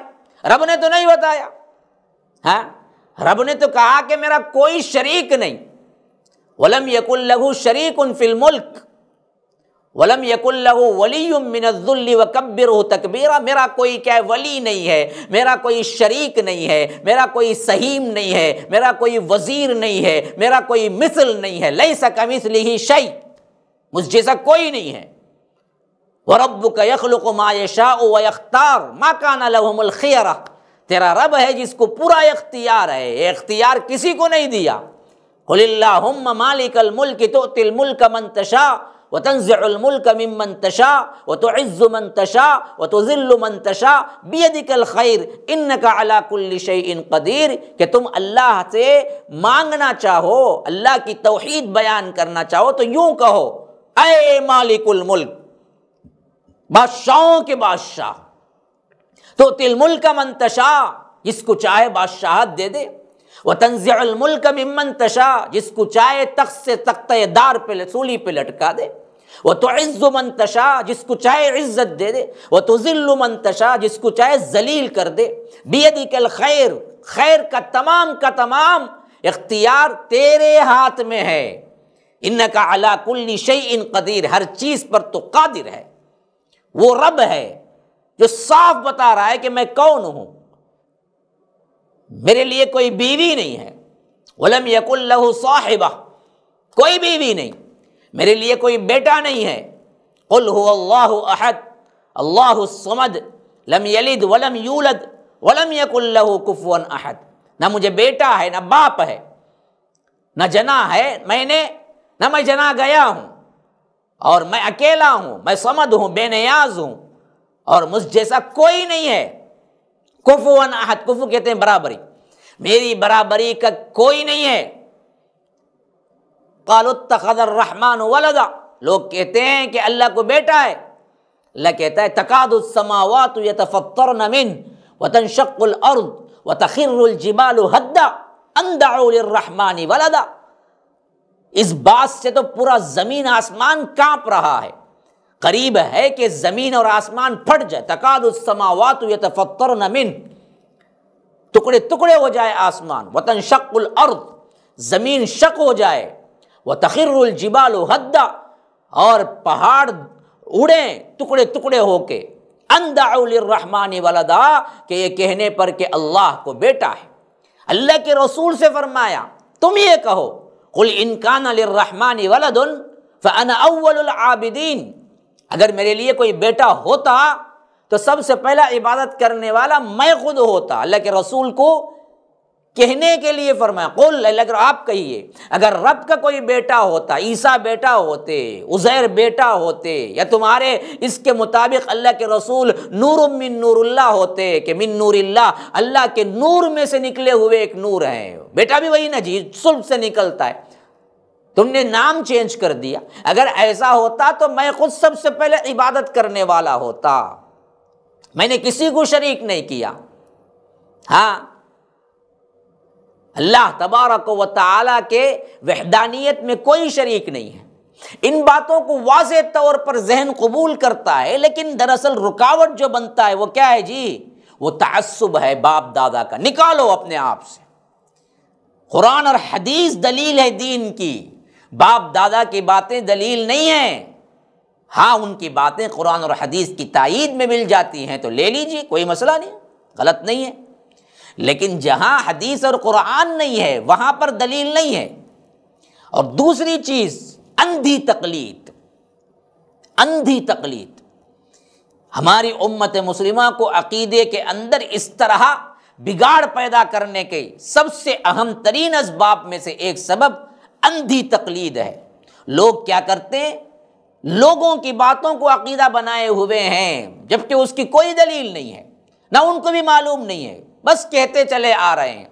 ہاں، کسی کام کے لیے نکلے، بلی آڑے آ گئی، کالی بلی، کام نہیں ہوگا۔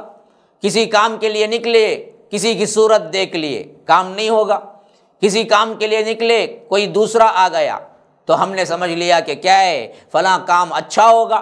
یہ تمام کہاں لکھا ہوا ہے؟ کس عقیدے میں؟ کس نے بتایا تمہیں کالی بلی آنے سے کام نہیں ہوگا؟ کس نے بتایا؟ پتہ نہیں، کوئی دلیل نہیں ہے، لیکن پورا معاشرہ مانتا ہے۔ کیا دوسری قوم، کیا ہماری قوم، سب ایک ہے۔ نئی گاڑی لیے، پھول رکھ دیا، نیمبو رکھ دیا، کیا نہیں ہوگا؟ ایکسیڈنٹ نہیں ہوگا۔ کہاں لکھا ہوا ہے؟ کس نے بتایا؟ اگر نیمبو میں اور پھول میں اتنا پاور ہوتا تو پھر وہ بیچنے والا کیوں بیچتا؟ وہ خود نہیں بن جاتا بڑا آدمی؟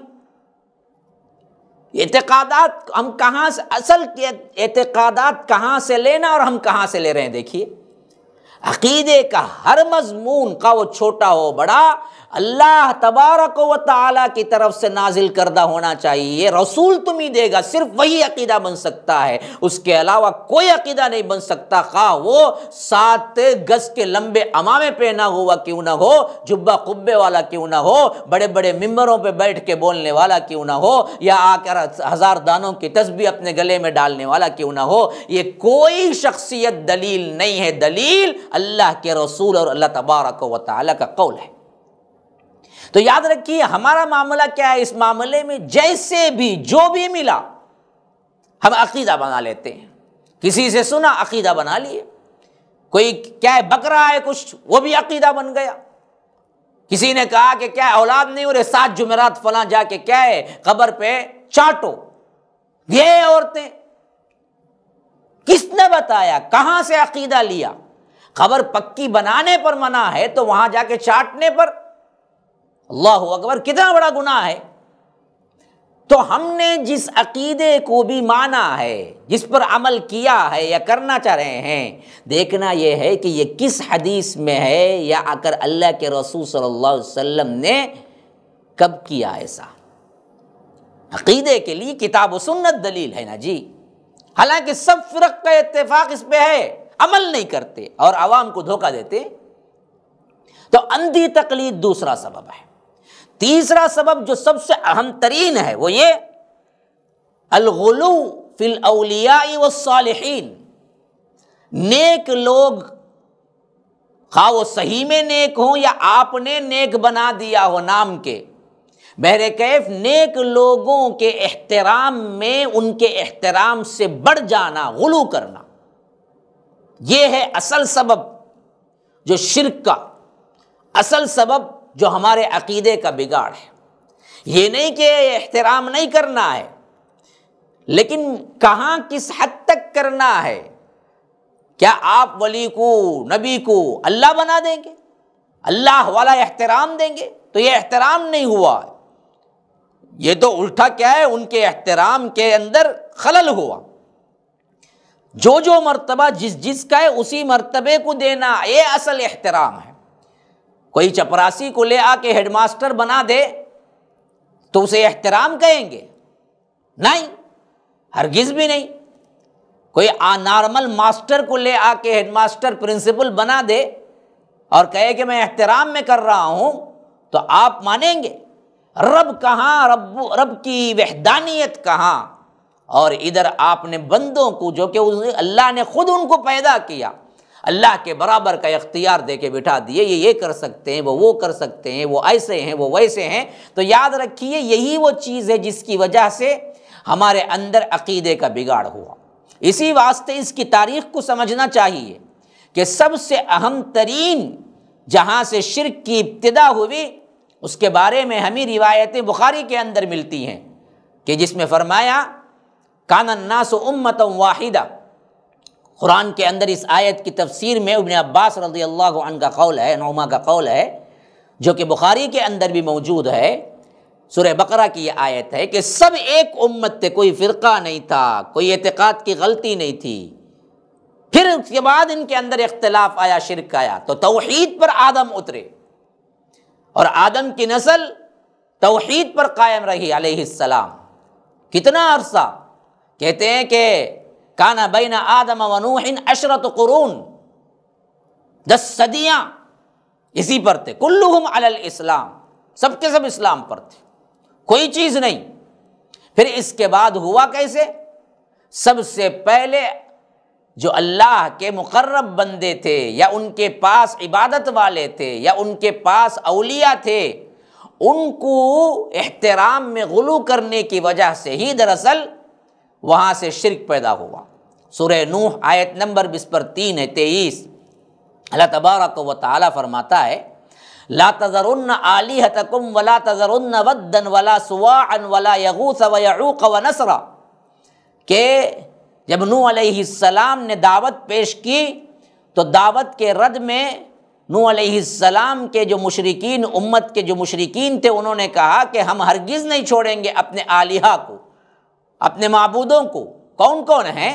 ود، سواع، یغوث، یعوق، نصر، 5 نام ذکر کیے ہیں اللہ تبارک و تعالی نے سورہ نوح میں۔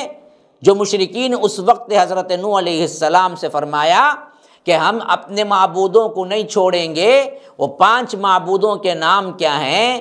فرمایا کہ ود، سواع، یغوث، یعوق، نصر۔ اور اس کے بارے میں تشریح میں حضرت ابن عباس رضی اللہ عنہما فرماتے ہیں بخاری کے اندر ہذہ اسماء رجال صالحین من قوم نوح، یہ کوئی بت نہیں تھے، یہ اس دور کے حضرت نوح علیہ السلام کے قوم کے صالح ترین افراد کے نام تھے، اولیاء کے نام تھے۔ انہی کے غلو کرتے کرتے انہوں نے کیا کیا؟ اس حیثیت سے آگے بڑھایا کہ انہیں معبود بنا بیٹھے، ان کو پکارنے لگے، ان کے مجسمے تیار کر دیے، ان سے استغاثہ شروع کر دیا، انہیں پکارنا شروع کر دیا۔ تو یاد رکھیے اصل چیز جو تھی وہ اولیاء کرام اور اللہ کے مقرب ترین بندوں کے احترام میں آگے بڑھ جانا، خواہ کتنا بڑا ولی کیوں نہ ہو، یہ ولیوں کا سردار کیوں نہ ہو۔ آپ مثال کے لیے کہہ رہا ہوں، جیسا کہ عموماً مشہور کر دیا گیا ہے ولیوں کے سردار شیخ عبد القادر جیلانی ہیں، میں کہتا ہوں اللہ کی قسم یاد رکھو، 1 کروڑ عبد القادر جیلانی جمع ہو جائیں، 1 کروڑ عبد القادر جیلانی جمع ہو جائیں، ایک صحابی کے بال کے برابر نہیں ہو سکتے۔ صحابی کا اتنا اونچا مرتبہ ہے۔ اور 1 کروڑ صحابہ جمع ہو جائیں، 1 کروڑ صحابہ جمع ہو جائیں تو ایک ابو بکر کے بال کے برابر نہیں ہو سکتے، اور 1 کروڑ ابو بکر جمع ہو جائیں تو اللہ کے رسول صلی اللہ علیہ وسلم کے ایک بال کے برابر نہیں ہو سکتے۔ یہ اعزاز ہے اللہ کے رسول کا۔ اور اللہ کے رسول صلی اللہ علیہ وسلم نے منع کیا اپنے لیے سجدہ کرنے سے، حتیٰ کہ اللہ کے رسول مجلس میں آئے تو کوئی ان کے لیے اٹھ کے کھڑے ہونے کو ناپسند کیا، اور فرمایا کہ جو کوئی یہ چاہتا ہے کہ وہ آئے تو لوگ اس کے لیے کھڑے ہوں تو اس کا ٹھکانہ، وہ اپنا ٹھکانہ جہنم میں بنا لے۔ غلو سے کتنا روکا ہے دیکھیے، فرمایا کہ ایاکم والغلو، لوگوں غلو کرنے سے بچو، احترام میں آگے بڑھنے سے بچو۔ اس سے پہلے کہ امتیں جو ہلاک ہوئی ہیں وہ اسی وجہ سے ہلاک ہوئی ہیں کہ ان کے اندر کیا تھا؟ غلو آ گیا تھا، حد سے زیادہ تعظیم و تکریم، اللہ تبارک و تعالیٰ کی الوہیت میں ملا دینا۔ تو یہ حیثیت، جب اللہ کے رسول صلی اللہ علیہ وسلم کے لیے سجدہ جائز نہیں ہے، اللہ کے رسول صلی اللہ علیہ وسلم کو ڈائریکٹ پکارنا جائز نہیں ہے، پھر دنیا میں کون سا ایسا مائی کا لال پیدا ہو سکتا ہے جس کے لیے جائز ہو سکتا ہے؟ اتنی بات سمجھ نہیں آتی، اتنی بات سمجھ نہیں آتی۔ تو کسی کے لیے پکار جائز نہیں ہے، کسی کے لیے کیا ہے، آپ عبادت جائز نہیں ہے، رکوع جائز نہیں ہے، ہاتھ باندھ کے کھڑا ہونا جائز نہیں ہے، سجدہ جائز نہیں ہے، تو پھر کیسے کسی اور کے لیے جائز ہوگا؟ عقیدے کا بگاڑ جو آیا وہ دراصل سب سے اہم ترین جو بگاڑ آیا وہ اس واسطے کہ لوگ صالحین کے احترام میں آگے بڑھنے لگے۔ چوتھی چیز، اللہ تبارک و تعالیٰ کے اس کائنات کے اندر غور و فکر کرنا چھوڑ دیا۔ کتنی بڑی کائنات اور کیسے اللہ تبارک و تعالیٰ نے پیدا کی ہے، اس کا ایک ایک چھوٹے سے چھوٹے نظام پر غور کرو تو آپ کبھی توحید سے ہٹیں گے نہیں۔ اسی لیے اللہ تبارک و تعالیٰ اپنے بندوں کے سلسلے میں فرماتا ہے، میرے بندے تو وہ ہوتے ہیں، سورہ آل عمران کے آخری میں، ان فی خلق السماوات والارض واختلاف اللیل والنہار لآیات لأولی الالباب الذین یذکرون اللہ قیاما وقعودا وعلی جنوبہم ویتفکرون فی خلق السماوات والارض ربنا ما خلقت ھذا باطلا سبحانک وقنا عذاب النار۔ اللہ کے بندے یہ آسمان و زمین کو غور سے دیکھتے ہیں، کیسا اتنا بڑا، بغیر بلا کسی ستون کے، چھوٹی سی ایک عمارت کے لیے 10 ستون کھڑے کرتے ہیں۔ دنیا کے کونے میں چلے جائیے، ہر جگہ آسمان ہے لیکن کوئی ستون نہیں، کیسے کھڑا ہوا ہے؟ زمین کون سے سہارے پہ کھڑی ہوئی ہے؟ بلا سہارا اللہ کے حکم سے کھڑی ہوئی ہے، بالکل ہوا میں تیر رہی ہے۔ کس نے وہ پاور دیا؟ خلق السماوات والارض واختلاف اللیل والنہار، رات دن کا الٹ پھیر کون لا رہا ہے؟ کس کے حکم سے؟ لآیات لأولی الالباب، یہ سب نشانیاں ہیں عقل مندوں کے لیے، کافی ہیں کہ اللہ ایک ہے۔ اگر اللہ کے علاوہ بھی دوسروں کا اختیار چلتا تو کبھی نہ کبھی نظام درہم برہم ہو جاتا۔ کوئی ولی آج کہتا کہ آج دن آنا ہے اور کوئی دوسرا ولی کہتا کہ آج رات آنی ہے، تو پھر ہوگا کیا؟ کسی ولی کے اختیار میں سورج نکلنا ہے، کسی ولی کے اختیار میں چاند کا نکلنا ہے، تو چاند نکلتے وقت سورج کے نکلنے کے لیے زور ہے، یا ولی کہہ رہے ہیں، تو ہوگا کیا؟ ایک بس کے 2 ڈرائیور نہیں رہ سکتے، جو منتظم نہیں رہ سکتے، ایک ادارے کے 2 بڑے یکساں نہیں ہو سکتے پاور والے، تو کیسے یہ سب کچھ ہوگا؟ ایک رب العالمین کو مانو، یہی دعوت تھی۔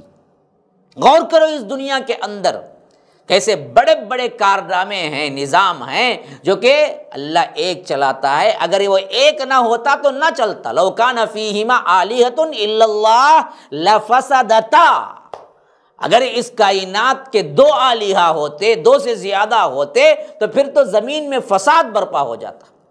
ایک اللہ کو مانو، یہی عقیدہ تھا۔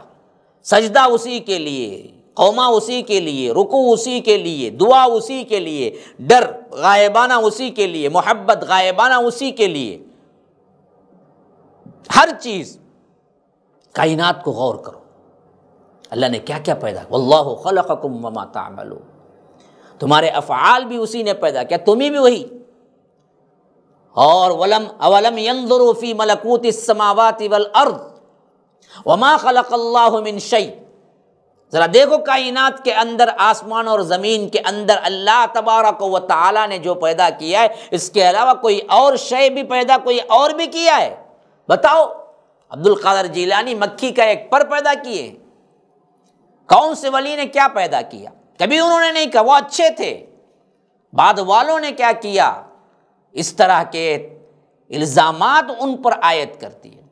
اسی طرح فرماتا ہے اللہ الذی خلق السماوات والارض وانزل من السماء ماء فاخرج به من الثمرات رزقا لكم وسخر لكم الفلك لتجري في البحر بامره وسخر لكم الانهار وسخر لكم الشمس والقمر دائبين وسخر لكم الليل والنهار وآتاكم من كل ما سألتموه وإن تعدوا نعمة الله لا تحصوها، سورہ ابراہیم میں آیت نمبر 32۔